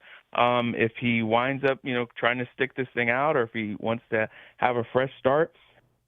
I mean, when we look at some of these guys, even Geno Smith looked like his career was over and he resurrected it after a couple of years as a backup. Sam Darnold, obviously the poster child for career resurrection. It doesn't have to be over for Justin Fields, but he's got to work hard and continue to evolve his game and improve as a passer and decision maker. Yeah, listen, one thing I know he wants to be a missionary, and I love the Lord. No, and I'm love just the Lord. saying, I read the story. I know. I'm This saying is the go story do out that, there. but I'm also saying you can be a backup for another 8 years and walk away and make another $30 million just being a backup in this league. So don't leave that. Preach in the off season, right? Exactly. And amen to that. Mike Jones, we appreciate you, man. All right, have a good one. One's got to go. In order of Bam's 83-point performance, we got some records we want to throw your way. One's got to go. We'll do it next. It's the Odd Couple, Fox Sports Radio.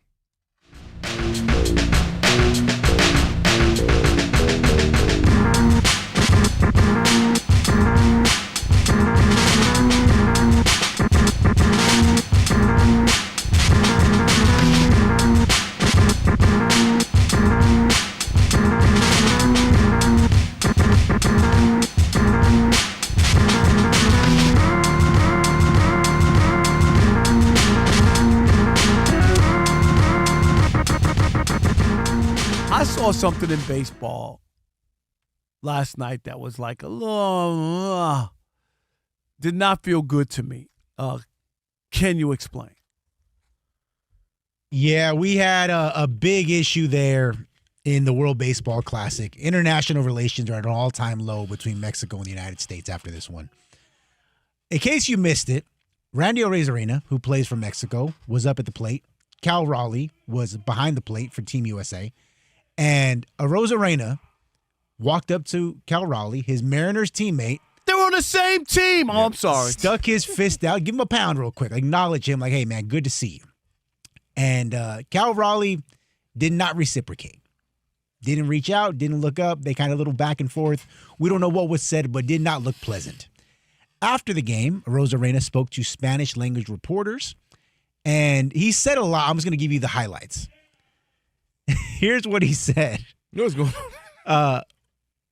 In Cuban style, if he's going to say, what would he say to Cal Raleigh? In Cuban style, I would say this. What he has to do is F off. In Mexican style, go to hell. And in English, that fake-ass good to see you hit me with, he can shove it straight up his ass. I'm out. Well, Cal Raleigh finally had his chance to respond earlier on Tuesday, right? They asked him about the incident. He said, hey, what happened? What's going on? Is there any bad blood you expect is going to boil over when you guys link up together again as Mariners teammates? And Cal Raleigh, to his credit, says, quote, there is no beef. We're still teammates. He's my brother. We're family. I've already reached out to him. It's just a competitive environment. Let me tell you something. Cal Raleigh is full of the S word, okay? and I don't care. People are competitive. It's an exhibition game. That's your teammate. That's your teammate that you have to share a clubhouse with and try to get back to try to get to the World Series. You might have fractioned the whole clubhouse. The Latin players might be like, what is that? Yeah, Kelvin, come on, man. Point, Rob. I'm dead serious. Like, what is that? To use the whole, I'm competitive, I don't do that. I have watched and covered sports for 40 years. I saw Magic Johnson and Isaiah kiss before a big playoff game. Yep, epic. Have Legendary. you not? Legendary. Kiss. I've seen numerous hitters, walk up to home plate, Kelvin, and hit the catcher on his shin guards, right? Just tap him. An acknowledgement. Come on, man. This is somebody, you're a teammate. This ain't somebody from some other team like they lost to the Blue Jays, right? Yeah. So this isn't some Blue Jay who I'm still mad that we got knocked out and we didn't go to the World Series because we lost Game 7 to the Blue Jays, and I'm still mad at that. That ain't, and he may be like trying to rib me or make me feel a certain kind of way. This is your teammate coming to the plate in an exhibition. Really? And then to act like there's nothing to it? I don't care. Kelvin, there are a few things that you can do to make people feel a certain kind of way about you. Someone extends their hand to you, I'm sorry. I'm sorry. And you refuse to shake their hand or anything. Kelvin, do people forget that? Dude. They never forget that. Man to man, that's one of the more insulting things. I extend my hand to you. I say, hey, man, what's going on? We're teammates. We don't have real beef on the street where I'm doing something weird. Where it's like, no, I'll mess with you. You know, you smack my sister or something crazy. Like, this is just teammates. All right, let me walk through this a little bit because you just touched on so much. He gave him a quick pound while still wiping the dirt with his feet, meaning like I didn't make a scene of it. I didn't go out of my way to hug you and kiss you in front of everybody and stop the whole game and make some dramatic scene. Quick pound. What's up, bro? I see you. And get back to business. To leave me hanging, now you've created the scene. Right. Because you left me hanging. And that's fake bravado.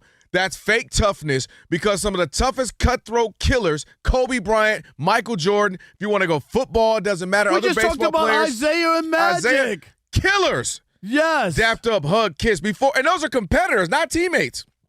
And what we've seen all those great guys do that all the time. I'll give you an example of teammates who won a bunch of rings together, who was in a real beef and still dapped up before the game. Shaq and Kobe. 100%. Shaq and Kobe went from teammates to winning rings to for real beef. I'm talking for real stuff, marriage stuff. You know, you remember what it was.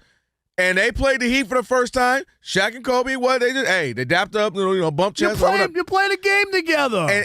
And there you go. So if they can do that with beef, stop acting like you can't with no beef. I'm thinking you my guy. What up, Rob? Whoa, you just left me hanging for no reason. And it's an exhibition game. That's your teammate. Boxers dap up, hug up, and they're about to beat each other's brains out. So I thought this was old. This means fake bravado, fake tough, fake I'm locked in. I'm so focused you don't even know.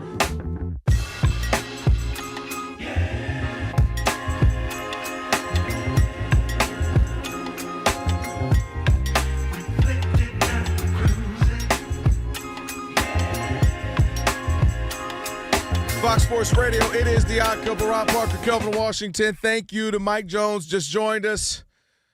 Rob G will get that up on the podcast as always. And for over 40 years, Tire Rack's been helping customers find the right tires. Me and Mike Jones. I think we're going to scrap. Yeah, you turned into Dr. Oz, Dr. Phil. Not Dr. Oz, please. No, please. I was going to say Dr. Huxtable. Can't say that one no more. No. Yeah, y'all going over some medical records there. Again, check them out for us. Tire Rack, ship fast and free, backed by free road hazard protection with convenient installation options like mobile tire installation. They will come to you. TireRack.com. It is the way tire buying should be. It is now time for One's Gotta Go. Hard decisions. So five's a crowd. Is that what I'm playing in here? Five's an uneven number. Figure it out. Hear me out. One gotta go. All right, Rob G, we in honor of Sham Adebayo or Bam Sham. 80 Bayou is what I call them. We wanted to go with some records, even though that's not technically I'm a going to record. say 80 because it's 83. It was not a record. But that's what you call them, Bam Abu Dhabi. Bam. Bam Wappa Wappa Loo Bappa Wap Bamboo, whatever you call it. You say hello, and I say Dubai. Same as Rocky. Dubai, Dubai. I jumped on a plane in the sky and went to Dubai. Did you record this on like a Nokia in 91? Alex, Mr. Engineer? That was just That was pre I me didn't do being that. here. That was pre me being here. Y'all, because y'all do some good stuff now. All right, Rob G, so we came up with a list. What we got? Yeah, one's got to go, quote-unquote, unbreakable sports records in honor of Bam Adebayo dropping 83. Here we go. I know this is a bad list. Emmitt Smith, all-time rushing record. LeBron James, all-time NBA scoring record. Barry Bonds, 73 single-season home run record. The Miami Dolphins, perfect season. And Usain Bolt's world record 100-meter dash record. What was the first one? Emmitt Smith. Yeah, so the one's got to go. If somebody breaks this record, you're like, cool, I don't care anymore. It's not a Nobody big deal. even knows what the yardage is. This is easy. You ready? You already kind of gave it away, but go ahead, Rob. Emmitt Smith, like what's the number? Nobody even knows what the number. I could ask real football fans and Andrew Brandt, people in football, they couldn't give you the number. Nobody knows what that number is. What number? What is it? I'm going to go 2,100 and... Well, it's career, not single career. season. Right. I'm going to go... You have no idea. That's what I'm trying to say. 18,355. Nobody knows that number. It's just a ridiculous. He's got like 2,000 more than number 2. That's good. That's good. That's good for him. That's cute. I'm just saying. That's cute. Thank you. Next time, go last if you're just going to do it like that, Rob. Right. I'm just a realist. One's got to go. If this record gets broken, you do not care. LeBron James scoring record. I'm not going to. Wow. He's just been around for so long. It's about damn time you did that. Okay. So with like these other guys, they did it in a shorter amount of games in time compared to the game that they're playing today. So for me, that one, it's like, yeah, you've been playing for so long. Of course you broke that record. You sound like a Clipper fan. There you go. Yeah, there you go. Facts. But I think you're right. That's just. But you just went Emmett. Make up your mind. You played 25 years. Yeah, you should have. First of all, y'all act like he broke the record last night. He broke the record like 3 years ago. Right. What are we talking about? Yeah, he's still playing. He's still the longest 45 active player. years Like, Which, yeah, by the way, like, that record ain't never being broken. and if it is, it's like I'm not going to care that you broke it because you broke a crazy record. Somebody had to play, like, I'm not even being funny, like 30 years. Right. So yeah, but it's like he played for so long that I'm just like, yeah. My money's on Con Knipple. Con can He's going to do it. He's going to do it. All right, Dub. One's got to go. You do not care if this record gets broken. Which one? This is unfortunately easy. It's Emmitt's. Yeah, because you didn't even know. Now, what the had number this was. been Barry Sanders, I would have never said this. Had it been Barry Sanders, I would have easily said something else. But no, I just think it's one of those. It's almost about times, if you will. Like, it's about time. So I mean, Saquon had a shot, for the single season. This is career. Yeah, not career. single. I'm just saying. But I think that's a great record. But I'm not mad if who's a great record, Christian McCaffrey now, or Derrick Henry, whomever might break. I wouldn't be mad at that. I'd be like more like, all right, that's what's up. I'd be like, I didn't even know that was a record. Yeah. Wow. You know Alex, that. you're a big sports guy. Yeah, you are. Which one do you not care it gets broken? Gosh, I'm such a big sports fan. No, the biggest. I'm going to go off the script here, the Kobe one. Okay. Don't care if that gets Just gonna broken, add that actually. little right in that one. Don't care Is that about a that. write-in vote? Let me, Yeah, I'm write-in go. vote. Let me look in. That wasn't on my ballot. No, That wasn't but on my there's ballot. There's nothing better than Oh, write-in? No, Alex texted me a picture of Judge yesterday when he struck out. Yes. Actually, I'm not gonna lie. I saw AT in the group chat, and I was like, "Who's this? Who's Adam Thielen up in our group Stop chat?" it. Let me get this Unbelievable. thing. Yeah, it was Aaron Judge that said MLB Bro of the game tonight. Yeah, I didn't know who. I'm like, I could not believe it. I was like, well, my phone is Rob, tripping. The Where only are you? multi-time MLB Bro of the Year struck out when we needed it most. Yep. Unbelievable. Who you got, This Roger? is easy. Barry Bonds. Because all these other ones are legitimate records that, happened. What? Barry Bonds was on that juice, on that He was on yayo. that juice. How many pitchers were on the juice when they were facing? It doesn't matter. He cheated. Okay. Barry Of course. Bonds cheated. They That's were why. cheating too. That's why y'all didn't vote him into the Hall of Fame, Rob. That's you what and I'm your talking people. about. I You voted. people. Cheating. I You voted. people. That is I your people. voted for Why him. you can't You convince your people. people? I voted Get them for him. in. Get your people to come on now. What do you mean, you people? Let my people go. Let your people go to the Hall of Fame. Let my people go. He had 2 careers. He was Let my already Hall of people Famer in go. the first one. Let my people go. We are.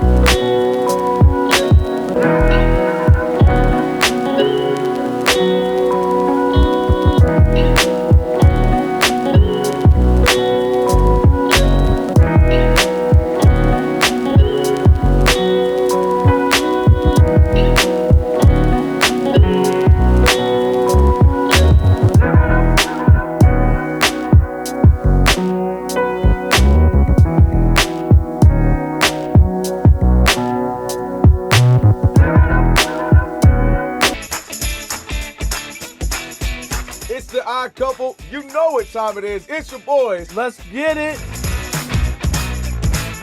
The Odd Couple is fun. Check. And informative. Check. What's up, America? You want to talk sports with 1.5 of the best-looking guys in the game? That game was incredible. You are wrong. You'll be king of the water cooler.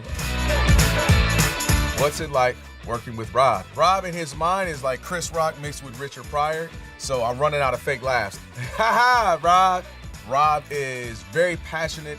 Son, you ain't ready for this. Well, I don't have BS in my game. You say Brady's the greatest quarterback of all time, but Eli Manning beat him twice. It doesn't hurt that I'm right most of the time. Kelvin is the nice guy, wants to make everybody feel warm and fuzzy. You done? Let me tell you the truth. I bring the energy, a youthful energy. Rob's not gonna see this, is he? And I bring an honest opinion. Michael Jordan, I can't take it anymore. I need a break. I'm going to go play baseball. Stop talking about the king like that. It's a new era. Let LeBron be the best, please. I only recognize one king in the United States, and that's Burger King.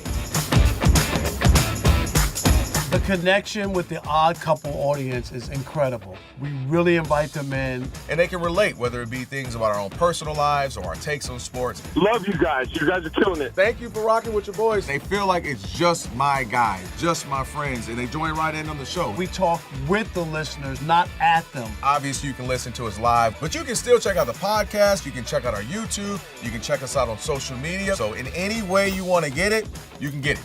Yes. When advertisers partner with the Odd Couple, they're going to get results. Facts. We're being truly who we are. Listeners believe us. They rock with us. It's time to replace those tires. Go to TireRack.com. Great tires and a great deal. They trust us, and they trust what we say about your product. You know hiring is stressful. Stop the hassle and partner with Express. Go to expresspros.com now. For an advertiser, that's money in the bank. There's some yelling. It is some hot takes. It's a whole lot of fun. I'll give you that. It is fun. I agree. Begrudgingly.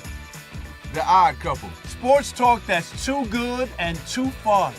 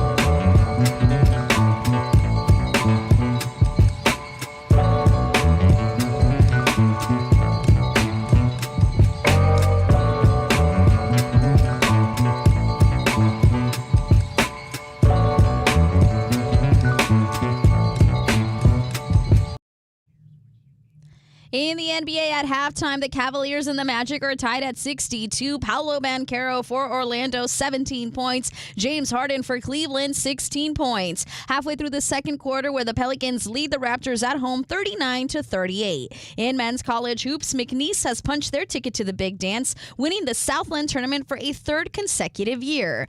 Right now at the World Baseball Classic, Italy is shutting out Mexico 6-0. It's the top of the seventh inning. Vladimir Guerrero Jr. has homered for the Dominican Republic. They lead Venezuela 4-1, bottom of the third inning starting soon. Canada already defeated Cuba 7-2. Canada is headed to the quarterfinals for the first time in history. In the NFL, former Chiefs defensive end Charles Omenihu reached an agreement today on a one-year deal worth up to $7 million with the Commanders. And in the NHL, the Flyers lead the Capitals 2-1 late in the second period. I'm Monty Bolaños. I've been covering this league since 1987.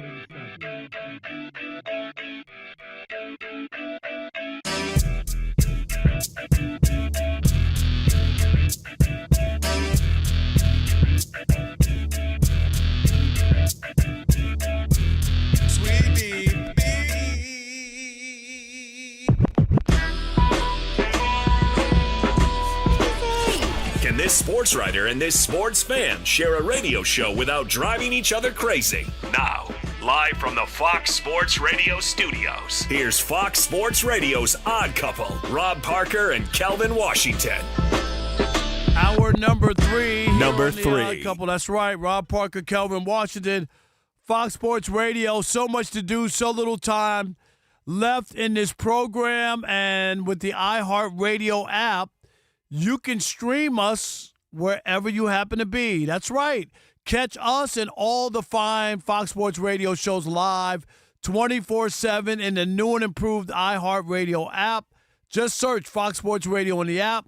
Stream us live all day, every day. And be sure to select Fox Sports Radio as one of your presets in the iHeart app so that it'll always pop up at the top of your screen. Don't forget, we'll get in the last call, your chance to chime in case you couldn't get in on some of the other topics.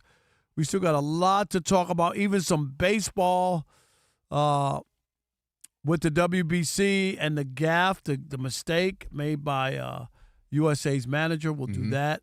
So there's a lot of stuff to get into. But a lot of people can't get enough of Bam and his chicanery and, phony 83-point performance that he put in, Rob G. I don't know. Do we have Bam sound or not worth talking about? I mean, I wish you would have asked me before we got on the air, Rob. That would have been helpful. No, I was just thinking, but I No, don't he said. I don't think it was anything great from what I heard. No, earlier. it wasn't anything great. I mean, the only thing, the line would have been, you go, Wilt, me, Kobe. Would have never thought that. That would be the line. Like that now, when you talk about NBA scoring. And we still don't think about Wilt, Kobe, and you. I'm sorry. We don't? It's interesting that y'all both brought up the Kobe aspect because everyone's talking. They always mention the Wilt Chamberlain. Everyone forgets that Wilt Chamberlain still holds the record. Thank you. Did you see my tweet? Right. Like, stop. Wilt Chamberlain holds the record. 100 points. And for all you deniers or whatever, if I don't see the video, it didn't happen. There's actually a radio broadcast of the game. So can we stop that Wilt didn't score 100? Would you stop? Would you stop? They're going to say it's AI. It's from He scored 100. WCAU in Philadelphia. Here's the thing. It's from their broadcast. No, stop. No, I'm with you. Talking about stop. I'm saying Wilt. How can Wilt scored 100. People played Wilt in the scored game 70-plus with them. points multiple times. He scored 74 points or more twice. Right. Like, this wasn't like a random guy who averaged 18 and then scored 100. Like, Wilt did this. He averaged 50-plus for a season. So, clearly, he was putting up some games 70, some games 40. But to hear some of these young kids talking about it didn't happen because they didn't see the video. I'm so tired of hearing that. What are you talking about? Well, also, by the way, people, and I love to joke and have fun with it, but like certain things you didn't have the technology to see, you know what I mean, or have at the time, or it wasn't used at all at the disposal. But so that's why we got the where he just held it up, the 100s. Now we got to hold up the 83 in the streets. Alex, can we go to the La Brea Tar Pit? I want to take you there. You want to go? Yeah, let's go. I would love to go with you. Let's go. Here's the thing, though. Oh, here you go. You I wear opened banana Speedo. this. What? We got to have a banana hammock on. A banana hammock? Banana hammock. What is that? Speedo. No, we're not doing that. What? To go to the What is tar this, George pits? of the Jungle? Is that what I you're know. saying? Yes. No. Okay. You can rub my hair with some oil in. Oh, Okay, whoa. wow. Whoa. What, Rob? That sounds like a that's personal moment. That's a great night. So I'm going to get back to Bam Adebayo. Okay, Rob G. On this. Well, yeah, so everybody is split on this. As great of an accomplishment it is, 83 points is going to be forever in the record books. Not on my telephone. There seems to be a split about, the legitimacy of it, whether or not it was ethical basketball the way he got about it. Now, my question to you, I'll pose to Dub first. Are people that upset about it because of how he got it or the fact that now he has passed up the late, great Kobe Bryant? There you go. It's the latter. It's very easy for me. Names matter. I tell you, I don't think Eli Manning's a Hall of Famer. You know what people will say? Yes, he is. Why? He beat Brady. That's why. His last name's Manning. He's a Brady. And if this were... He won two Super Bowls. Right. And if he beat Boomer Esiason, he wouldn't be a Hall of Famer. Two Super Bowl. He beat Brady. Nobody is with why. 2 Super Bowl MVPs is not in the Hall of Fame. And if he beat Boomer Esiason twice, he wouldn't be in a Hall of Fame. Well, clearly not. That's why he ain't in it yet. Yeah, but what'd you just say? What'd you just say? I said if he beat Boomer Esiason twice, he wouldn't be in. You said he ain't in yet. Right, because even you know. Because I'm saying even we'll see. No, we shall see. You would have said he'll never get in. Say it. Not in my book. I want you to say it. Not in my book. No, will he ever get in? I can't tell you how other people are going to vote. Will he ever get in? I believe somebody. Yes or no? Yes, he will get in. Someone will write him in. He might even be 75 years old. They'll write him in. Keep going. Like I was saying before I was rudely interrupted. That's right. And names it matter. Happens every day, 7 to 10 p.m. Eastern. Names matter. Absolutely. And the fact that he beat Kobe it's Bryant. Always about Kobe Bryant. Is why. What do you mean it's not? That's exactly why. If this were the Rip Hamilton 81-point game or the David Robinson, who, by the way, when he scored his 71, saw it as a teenager, they fed on the ball because they wanted to get him a scoring title and they wanted to try to have him have a shot with an MVP. So they kept going at him, defeating him the ball. And if this were David Robinson who had the 81, people would be, yes, there would be some people who would be upset. I'm not, this isn't a blanketed statement, but I absolutely believe a lot of the fervor that you're seeing is because of who it was and how valued he is, and obviously the untimely death of Kobe Bryant. That only adds to it as well. And what's interesting about it, too, is I believe if Kobe were still with us and whether he was playing or not or just a fan of the game and they asked him, I actually think Kobe would be far less upset than so many other people. I think Kobe would say, I know how hard it is to score in this league. I know how difficult it is. Well, it's 43 free throws. He had to make 37 or whatever it was of those free throws. I think Kobe would value and appreciate and understand how difficult it is to score in the league, and Bam Adebayo to get that. Also, Bam ain't a point chaser. Bam is a person who plays great D, scores when he needs to. So I think, again, you have to value, wow, he just had a night. And I think a lot of people are upset about that. And Bam is catching a lot of heat for where the NBA is right now. People are upset about the way the game's played. They're upset about load management. They're upset about guys not playing. They're upset about saying they're not playing hard enough. They're upset about the All-Star game. And Bam happened to be caught in the middle of all this, and I think he's getting a bad rap. Now, if you want to say, they fouled at the end a few times to get him the ball back, I won't even argue with you because we were watching it live. I was like, that's kind of crazy.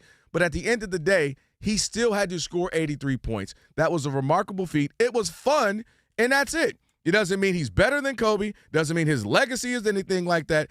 Kobe Bryant had a chance to score some more points. Remember, he scored 60-something points against Dallas Mavericks in 3 quarters. 62. Thank you, Rob G. 62 points in 3 quarters. Phil Jackson pulled him out. That was their prerogative because for them, we're going for championships. This is what we do. With the Lakers, I'm Kobe, I'm Phil. We win championships. For Bam Adebayo and the Heat, this ain't that. They had a chance to go for it. They went for it. Had some fun. And I strongly believe if this were the Rip Hamilton 81-point game that he passed or the Jamal Murray 81-point, it would be much less issue. But because it was Kobe, because Kobe had an untimely death as well, I think that only adds to it. Totally disagree. And I get it. You're a Kobe fan. So people I'm a Kobe fan? Yeah, you are. People who are Wait. Hit me with the breaking news, Alex. Wait.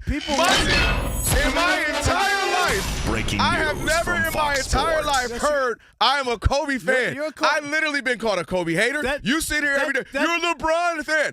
What in the world? That diatribe, you have to be some sort of Kobe. That was the worst thing you've ever said. The difference between me that and you terrible. is that was terrible. How many NBA players text you this morning? That was terrible. Ask you that. How many NBA players text you this morning about what happened last night? No, just hear me out. I'm answering your question. None. Okay. So what did that have to do with anything? Because I'm trying to make a point to you. We already missed with saying I'm a Kobe fan because I never heard that a day in my life, which I was a fan of him, but I never heard that. I got text by a number of guys who played in the NBA. Not once was Kobe mentioned. What they didn't like is that they thought it was flimsy, lame. That was the biggest pushback that I heard from people. Not that, oh, my God, this is the end of the world because he passed Kobe. Rob G., I asked you to look up Kobe's Wikipedia. In his opening big graph that tells you about Kobe Bryant's life, how many times did they mention that he scored 81 points in a game? 0. In his accolades of what he did in his career, how many times did they mention that he scored 81 points? 0. Okay. And that you don't think that gets brought up? No, my point, I'm not saying it's not brought up, but that's not why people are pushing back and the basketball fans and people, I'm just talking about the people that I know in the league, okay, who were like, this, it wasn't like it's disgraceful because this guy who averages 19 or 20 points passed Kobe. It was, he's not that guy. 43 free throws. The team was up 25, fouling the opponent. It was about the optics of how lame this was to get a guy who isn't on that level this opportunity to act like something major happened here. I get it. He scored 83 points, and people will talk about it. Excuse me. People will talk about it, but I don't think it had the majority of people. There are Kobe fans, and I get those people. Yes.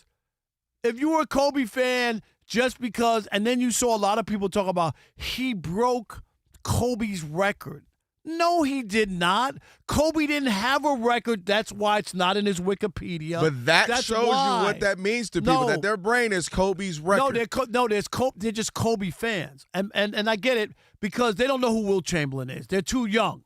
So they don't know who Will Chamberlain, and that was my point when sending my tweet out, that they didn't break any record. They didn't see any history. Will Chamberlain owns the record of 100 points. That was my point. But anyway, I don't believe, do I believe there's some Kobe fans who are upset, got their panties in a bunch because Bam, Sham passed Kobe? Yes, I do. But the majority is how this thing went down, how flimsy, phony, $3 billish it felt, that it didn't feel real. If he got this in some sort of game, and this is the last part. Yes, you got to make the shots. You got to make the free throws. I get all of that. Fouling a team when you're up by 25 so that he can get the opportunity is what he probably shouldn't even been in the game at that point. You know, like seriously. I agree. Listen, we were sitting here. What was happening live. The last bit of our show was the main fourth quarter, and I people said, were like, I don't know if you even watched it. Yes, we have several TVs. The game was on. We were watching. I was watching the game when he was scoring buckets in the first quarter, quietly just doing our show, and I was like, hey, he's hitting some shots. We were shocked when Steve DeSager said, and by the way, after the first quarter, Bam Adebayo has 31. I'm like, wait, whoa, I thought he had 15, having a good quarter because I'm obviously listening to you when I'm doing our show. My point is, I totally get it. I think 68 of the 83, maybe 70 points, where if you want to call it legitimate in that he was just in the flow. He was obviously he's forcing towards the end, but it was flowing the game. Then it got weird. I admit it. You watch it, it got a little fluky, got a little weird.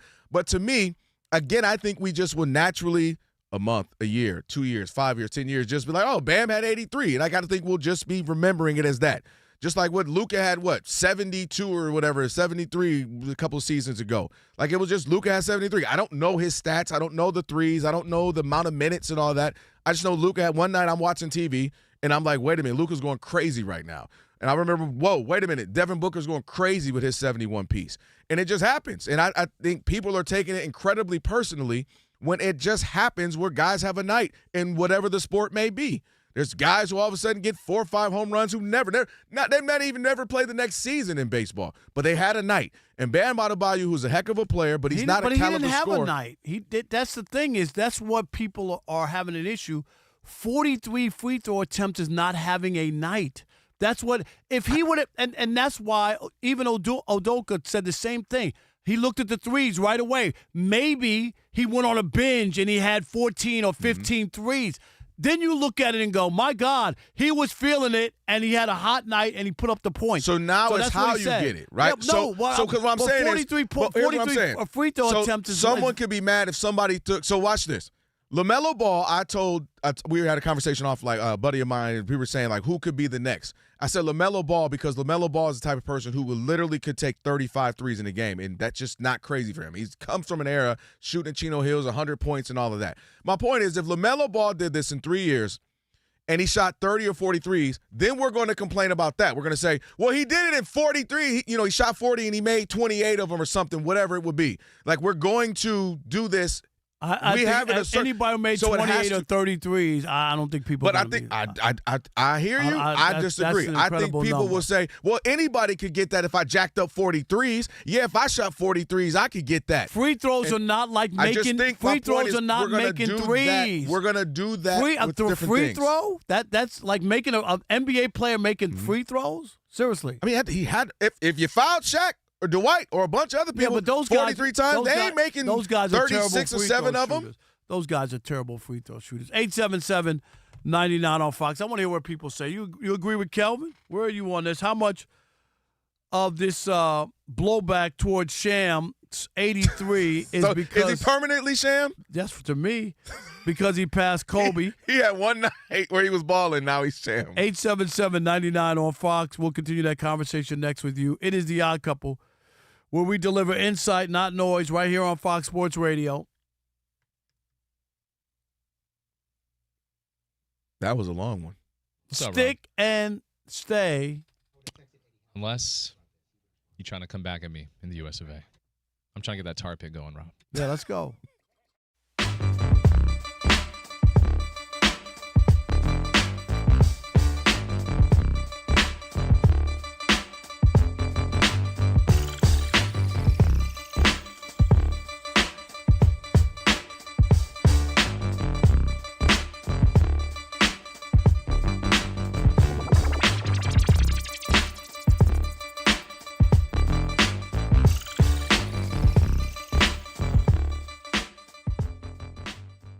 Yeah, tough scene if you're a Jets fan. Apologies to the late, great Jason Smith, who's no longer with us. The Las Vegas Raiders are sending Geno Smith and a 2026 seventh rounder to the New York Jetropolitans for a sixth-round pick. Basically, to get Geno Smith that cost them 20 slots in the upcoming NFL draft. According to ESPN Adam Schefter, Geno Smith will already be earmarked to be the QB1 in New York. Justin Fields out, Geno Smith in, reclaiming the starting gig he had back in 2015. All right, I'm going to make this. I'm not going to pussyfoot around this. Oh, my. Aaron Glenn, hello. Is this on? It's on. We got you. Today, Aaron Glenn signed his own death certificate. I'm not going to mince words. He will not finish the 2026 football NFL season as Jets head coach. It's a wrap. What are you doing? Here we go again.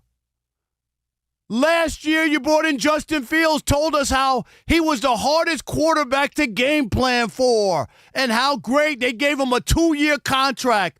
People around the NFL and front offices, they laughed in your face. That's your evaluation of a quarterback? And now you go out and get the worst quarterback in the NFL. Geno Smith, Geno Pizza for all that. And the pizza's not good when it's warmed up. It's awful. You're bringing back the same guy who brings nightmares to the Jets fan base. That guy was there, 2013 until 2015? Until he got his jaw knocked off. That's when he left the team. All he did was drown in a sea of losses. What is this organization doing? And what is Aaron Glenn doing? He had absolutely the worst first year as a head coach. He was awful. He was so bad that they fired everybody else, everybody that he brought in when he took the job, and he got to stay. And now they got rid of the quarterback that he brought in Justin Fields.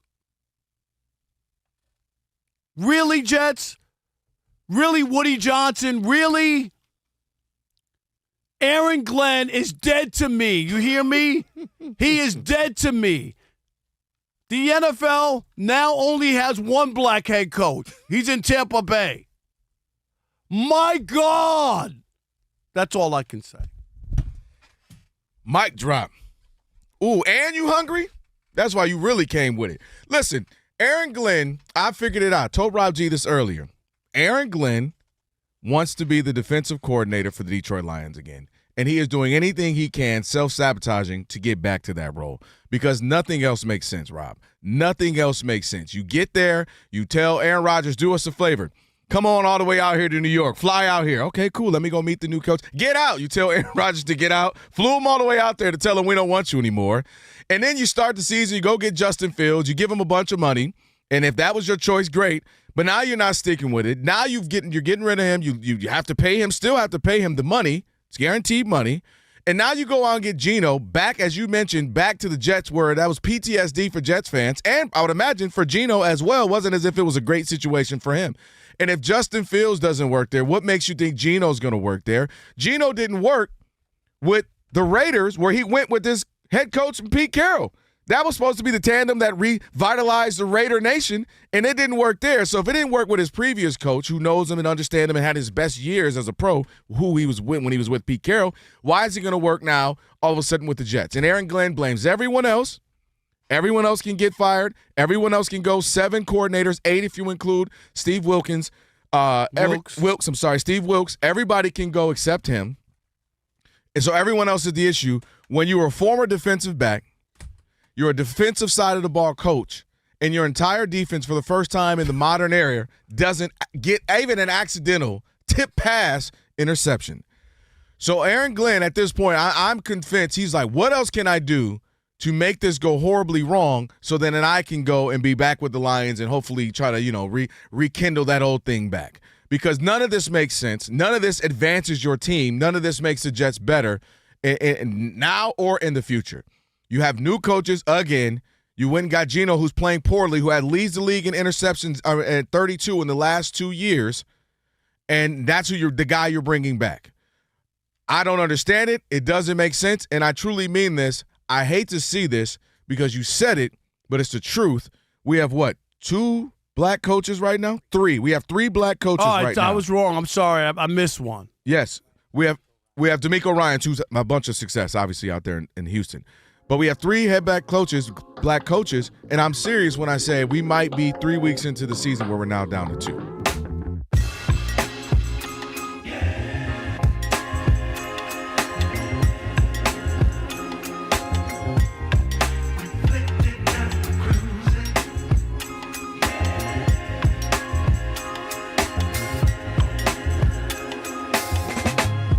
It is the Odd Couple, Rob Parker, Kelvin Washington.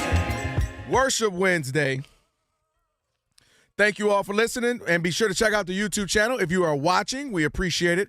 Rob G will get some comments in a little bit. What are you about to say? I might need to go to church this Sunday. I need some salvation. Want to pull up? Come on, man. You want to do 11 or you want to do noon? There's 2, because depending on how you want to do it. Best thing.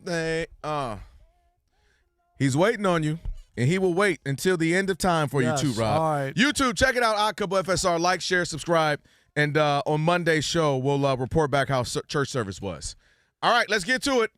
Bam Adebayo goes crazy. Do you believe that who record he beat matters and why people may be upset or why they don't like it or they like it? 877-99 on Fox. Taking calls. Who we got? All right. John in North Carolina. You're on the Odd Couple Fox Sports Radio. What's up, John? Hey, what's up, guys? How are you guys doing tonight? Doing great. John? What's up, buddy? I'm good. So here's the whole thing, and you said it, Rob. And I'm actually for it, but I understand why people are not for it. You said it tonight. He is not the guy. He is not people's guy. If it was their favorite player, they would completely disagree. If it was Kobe, if it was LeBron, and the team is fouling to get him points, they'd say, "Oh my gosh, that's the smartest thing I've ever seen."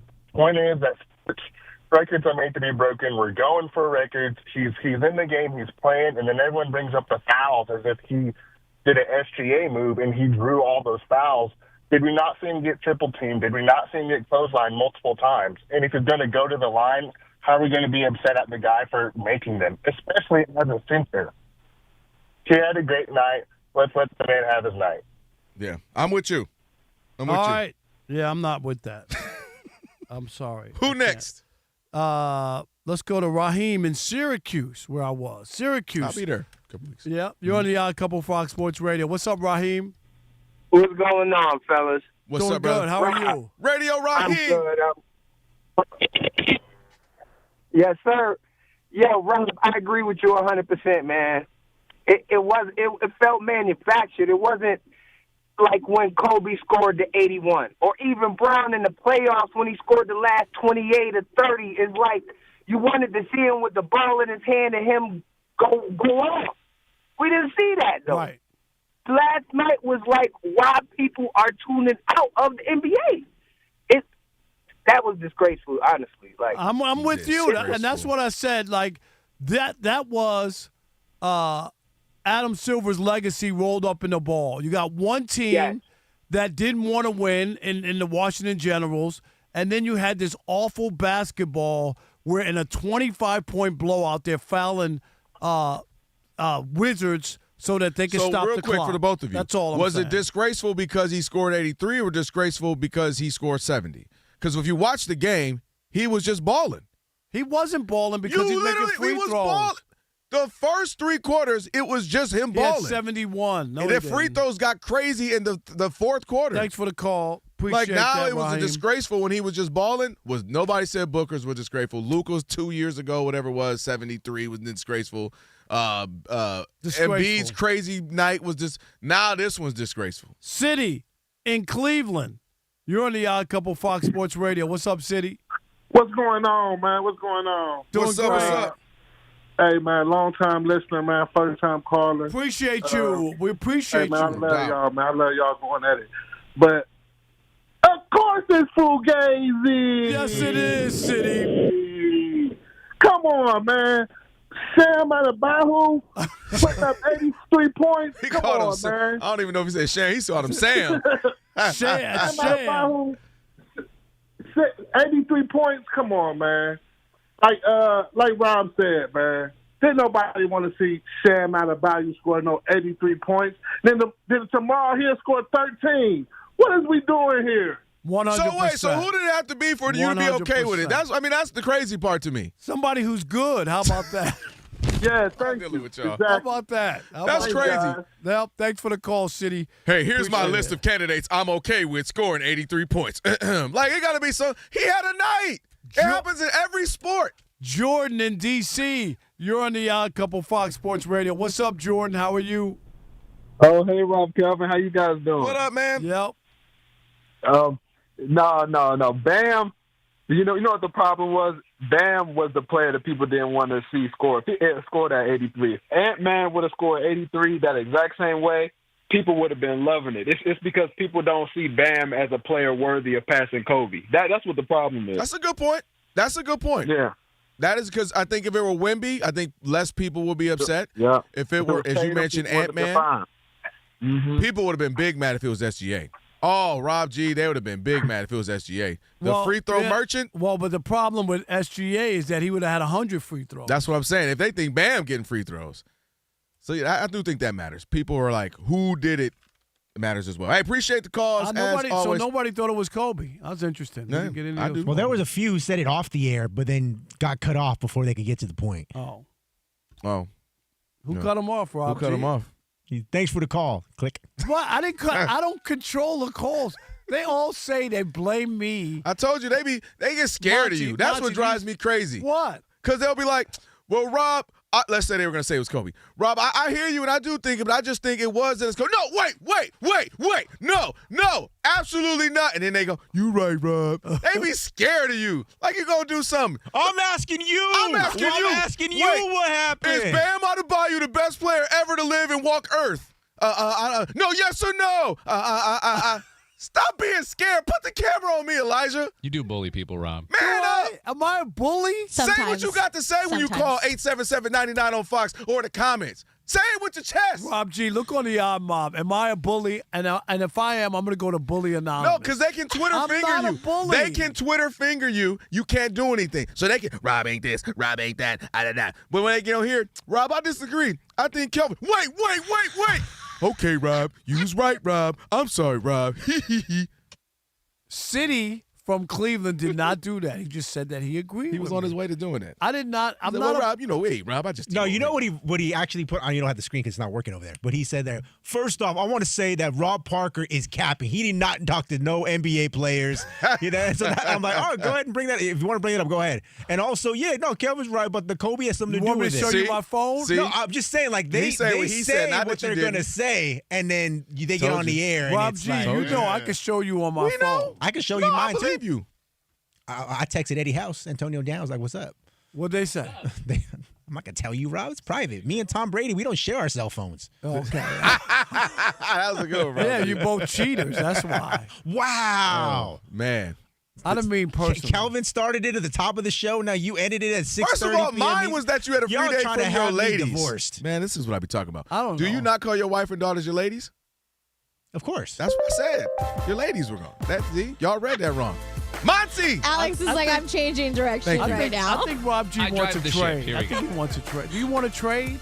See this What big do you mean by cereal, trade? Monty? Yeah. Trade I like to another that. show. I like that. Why do you keep trying to kick Rob G You off just this say you're in show? charge, you do it. We've been. It's been how many? It's A year been and about a a year, half. about a Yeah, year. we. All right, go for it, Monty. Rob G ain't going nowhere. That's breaking news, Someone Monty. said, tell Rob G the G League doesn't count. That's messed up. Wow. Wait, what did it tell you about that? I don't know. Yeah, what does that have to do I with don't even. anything? Don't be mad. It didn't even make sense, Rob G. All right, Monty, I'm sorry. Are we ready? We ready? Anything else I gotta say? No, breaking news. Rob G ain't going nowhere. Go.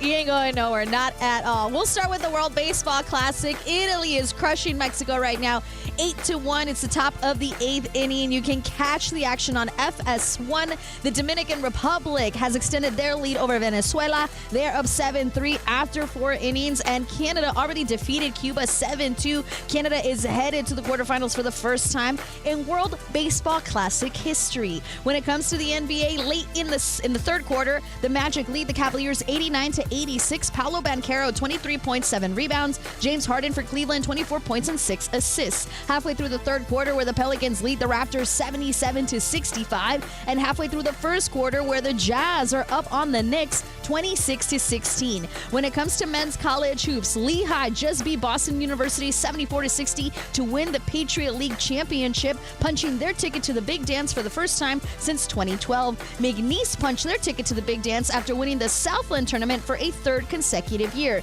Some of the bubble teams that we're keeping an eye on in the Big Ten, Northwestern defeated Indiana. The bubble team 74-61. In the Big 12, BYU cruised past West Virginia. The bubble team 68-48. In the SEC, Ole Miss topped Texas. The bubble team 76-66. And in the ACC, Florida State outscored California 95-89. California being the bubble team.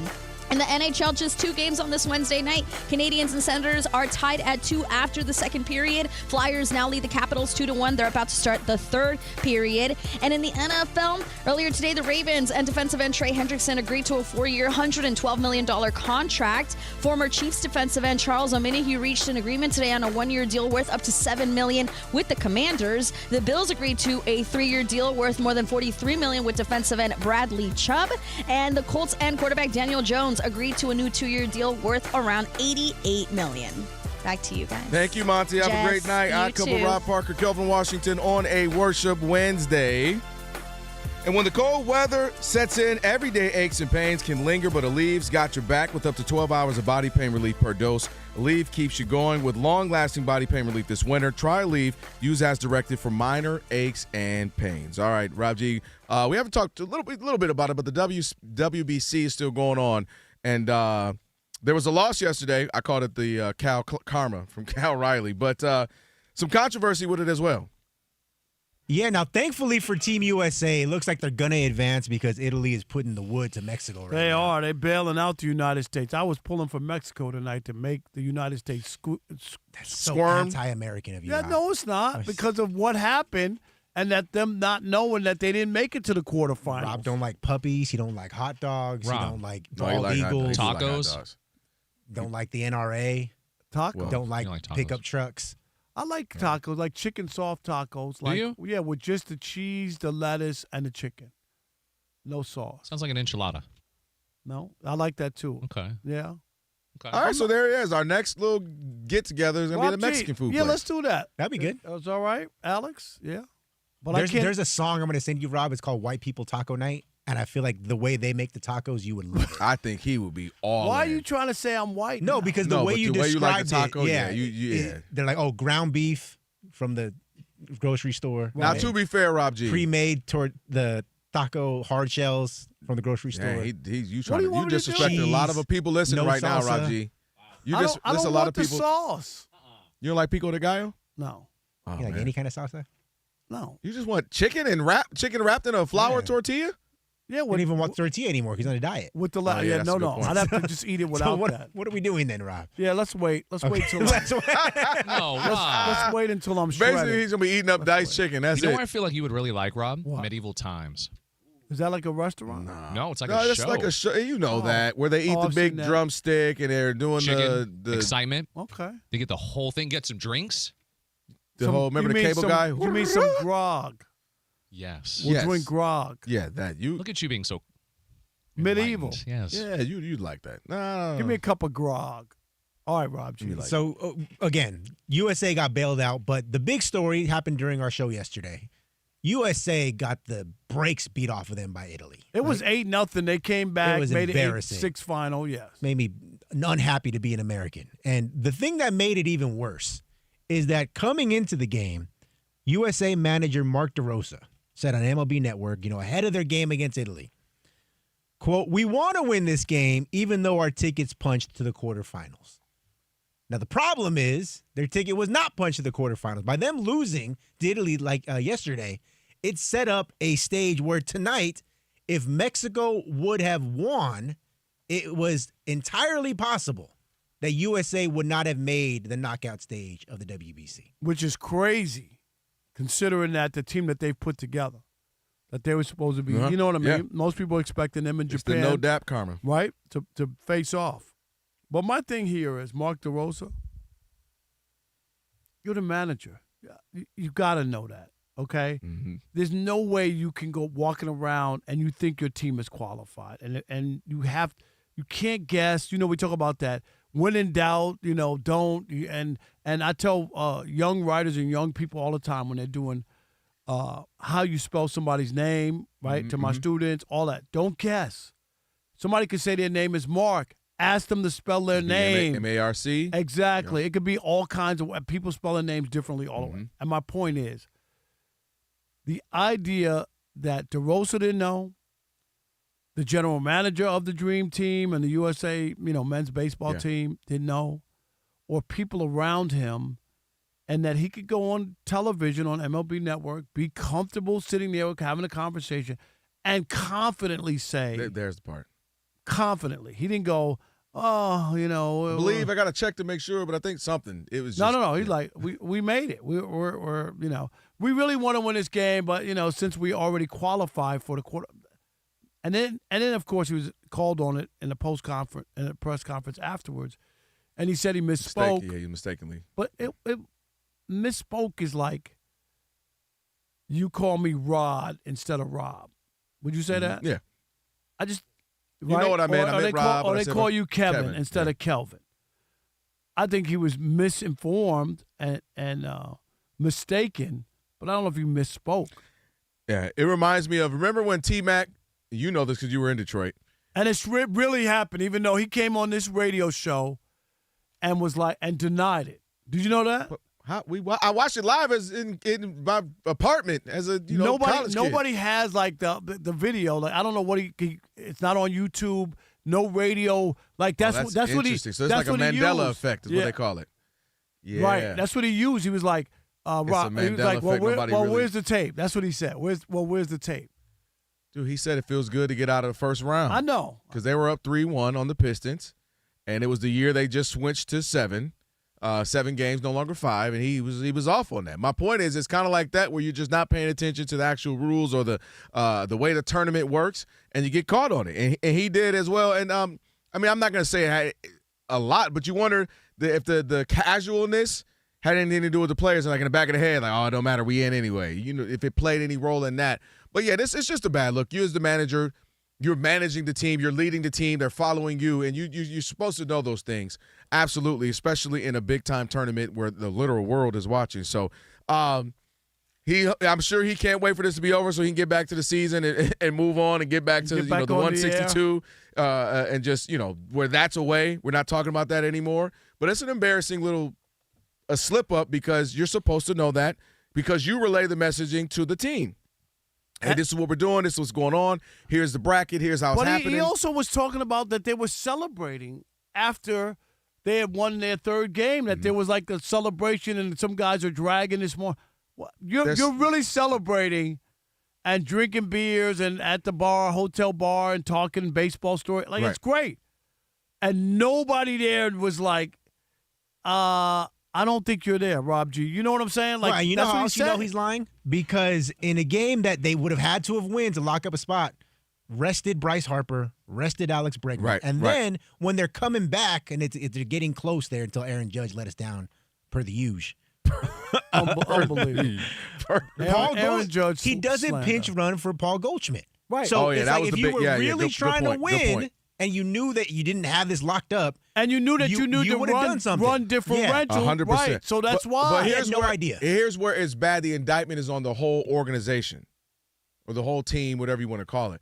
Because to Rob's point, someone is supposed to say, hey, in this case, Skipper, like, we need to do this in order to win. We probably should put him in. Like, why would we be sitting X, Y, and Z when we need to win? You need to win the game. From what top are you down, resting people? From top down, from the party in the night before, I just think they mixed it up somewhere, got the messaging off, got the mixing up. It's a new tournament. It's not normal baseball, postseason. And I think they just mixed it up, and it went through the whole organization. Because Bryce Harper, you can call him a lot. One thing he's not is not competitive. So he'd be, hey, like, I'm playing. No. I'm playing tonight. For him to take the night off and be all right with it. I know I think he came in later on in the game. But I'm just saying, it seems like the miscommunication went top down and everyone was just misinformed. But he's the manager, and I know people like him and the general manager, both of them have to know. They got to know from the tournament that we're moving on to the next round. Like, you know what I mean? Officially. And I understand it's difficult because it's not what you're used to. This isn't the MLB postseason. But you got to know these things because everybody's relying on you to manage the team, manage the roster, manage the night. But the United States is going to get bailed out by Italy. So Italy will be, unless they blow this late in the game. But the one last thing I want to throw out to you real quick is DeRosa is a former Major League player who is an analyst on MLB Network. Mm-hmm. I'm just surprised that there was no Major League manager as the manager of, you know what I mean? Like either former or current. Because when they won, Jim Leland was the manager. You know what I mean? Like a. It would have to be former. I just think it's too what I'm saying, close to the season. But yeah, some older. But Dusty iconic. Baker's there. What, Alex? What country is Dusty Baker coaching for? Don't play the clip, but can I? No, don't play the clip. Oh. I just can't we say know it. the country. I'm afraid to say it. What is it? Now you got me nervous. I think it was Nicaragua. Okay. Yeah. So what is it, Cam? Right? No, I got to pause when I say it now. No, say it one more time. Nicaragua. Thank you. Okay. My boy sweating out here. Bullets. No. But him, Ron Washington, who was the manager of the Angels, who's now a coach with the Giants, maybe him, Bruce Bochy, we mentioned. Like they could have been somebody, which is also surprising. What do you make of it? I don't know. Not MLB postseason. But you represent the United States. Why wouldn't you have like the best of the best? He's not a manager by trade. He's done it for this, but he's not a manager is what I'm saying. Thinking outside the box, trying to have fun, mix it up. It doesn't make sense, but that's the only thing if I was forced to make sense of it. Last call, 877-99 on Fox, 877-99 on Fox. Your chance to get in on The Odd Couple, Fox Sports Radio. It's last call time on The Odd Couple. If you had a take and couldn't get in all show, here's your chance. You're calling back. Call us at 877-99 on Fox. Hurry up. Rob and Kelvin got to get out of here.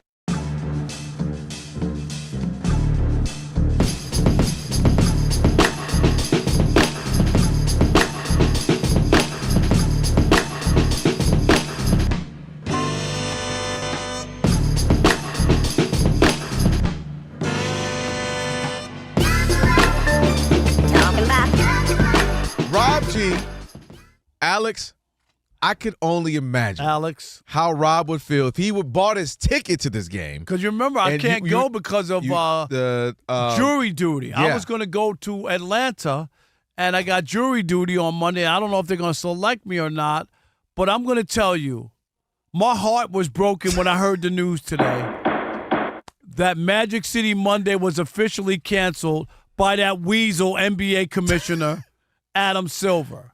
The killjoy, the guy who doesn't care about the Atlanta community and the institutions that make that city what it is. Y'all in this My institution heart work. bleeds to all the people who bought hoodies, who bought tickets, who were looking to have Lou Williams lemon pepper wings, Honey barbecue, yeah. honey Lemon barbecue, and yeah. all that, who were ready for this. They didn't have people who were like, I'm not buying tickets to that. I'm not taking part to this chicanery and deviltry or whatever you want to call it. Instead, read the room, Adam Silver.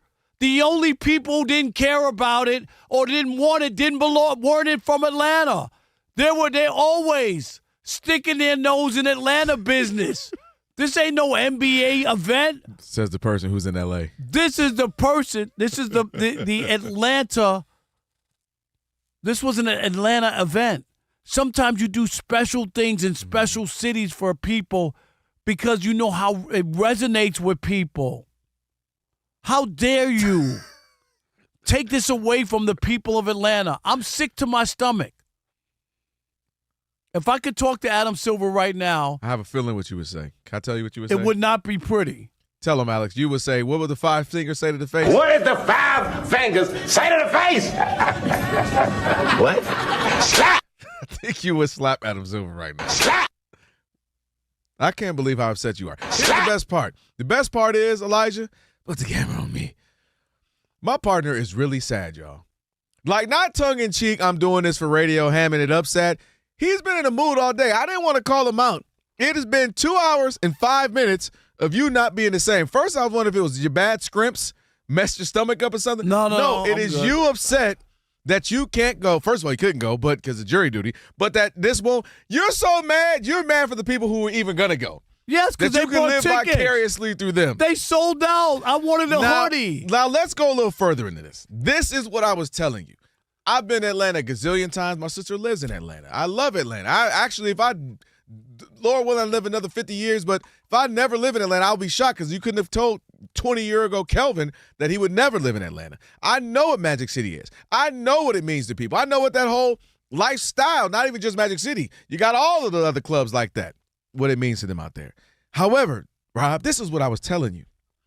The NBA is a massive corporation, billions and billions of dollars that's tied to other massive corporations, whether it be soda companies and pop companies and candy and chips and, Ford and all this other stuff.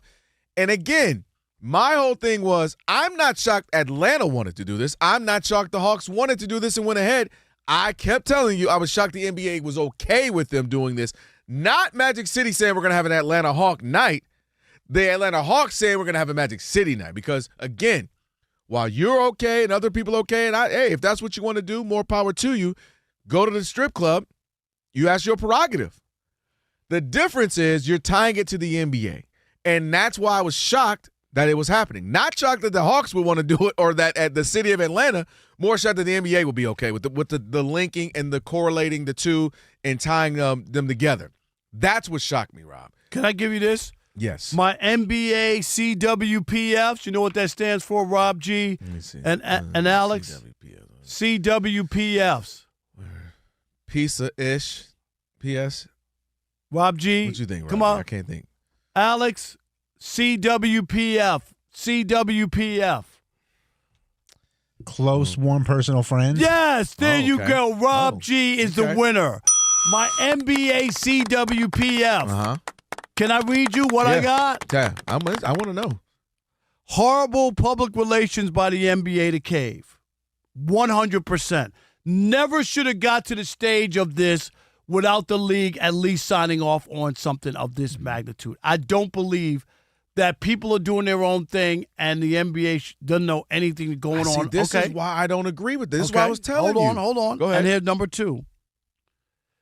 for my CWPL. The league probably had no real position on it until all the pushback started, and then that's when the league got involved.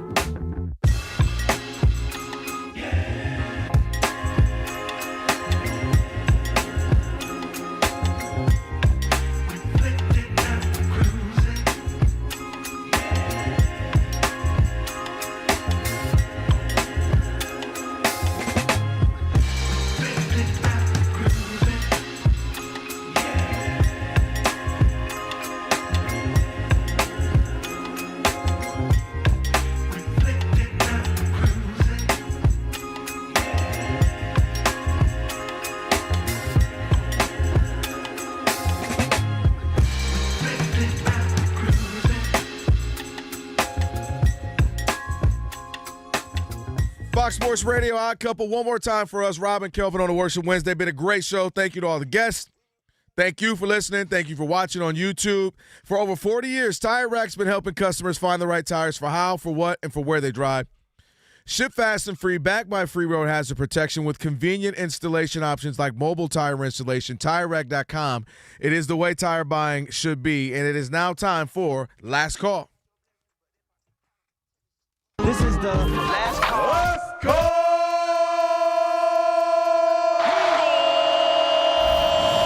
It's last call. Last call time on the Odd Couple. Last call. What we got, Rob? All right, here we go. Andrew in Bakersfield. You are the last caller here on the Odd Couple, Fox Sports Radio. All right, Rob, I'm with you. He's a sham, and not even a sham. Wow. I was at the game when Kobe scored 81, and when we were leaving the game, I was a sober driver, me and one friend. And throughout the streets, people were going, "How many did he score? 81, 81." It was something, and that was not something. And so that's all I got to say. I'm with you, Andrew. I'm with you. It was So not nobody walked out, Andrew and Rob, nobody walked out and said, how many did Bam score? No, they went and they reached to see if their wallet had been taken. We got fleeced here. Stop it. We paid all this money to watch all these free throws. Thank you, Andrew. Appreciate it. Yeah, well, I don't know what y'all going to do when SGA drops 80 something. Yeah, okay. They're going to go crazy, Monty. James Harden does it. I mean, his days are gone, but and he ain't getting 80. He can get you 50. I still think he's capable. But those free throw guys, people be mad about that. But I enjoyed it, man. It was fun. We got to watch it. We were sitting here like, it's kind of crazy. Like, oh, shoot. And we had a good time. You were sitting there with us having a good time. I didn't enjoy it. You know me. I'm a fun guy. So if he stopped at 75, would you have been okay? I'm a fun guy. He stops at 77. You have fun guy. And I do know where you are. You don't even know where you are. I don't even know where you are. I can't even see where you are. Okay. You, if he had 76, would have been fine. I can't give you a whole spiel. Not a whole spiel? I can't. I got to ask you other questions? Exactly. Can you ask me other questions? I can't give you a whole spiel. I can't give you the whole spiel. I don't even know where you're sitting at. Exactly. It's just the greatest. It's the greatest 10 seconds of audio, whatever it is, in NBA history. In sports history. Yeah. Like seriously, like his laugh. Is there anything close? I mean, you got the.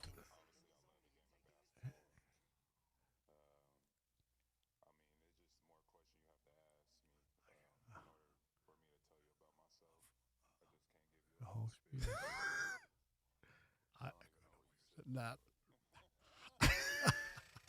What was that? What was that? What made him laugh that hard? That's the best. Monty, make it make sense. He starts laughing before, and I mean, I don't even know where you said He that. made himself laugh. It was very funny. He made himself laugh. But Monty, you got to admit, when you first heard that, it's the greatest thing. I was like, it's so good. It was one of the greatest Twitter. It was probably the last great Twitter moment. Right. But the best part was when they won the championship and he mocked himself and he did the. Guess what? Yes. I'm going to give you his laugh from 2011 to 2018. You ready? Yeah. Okay.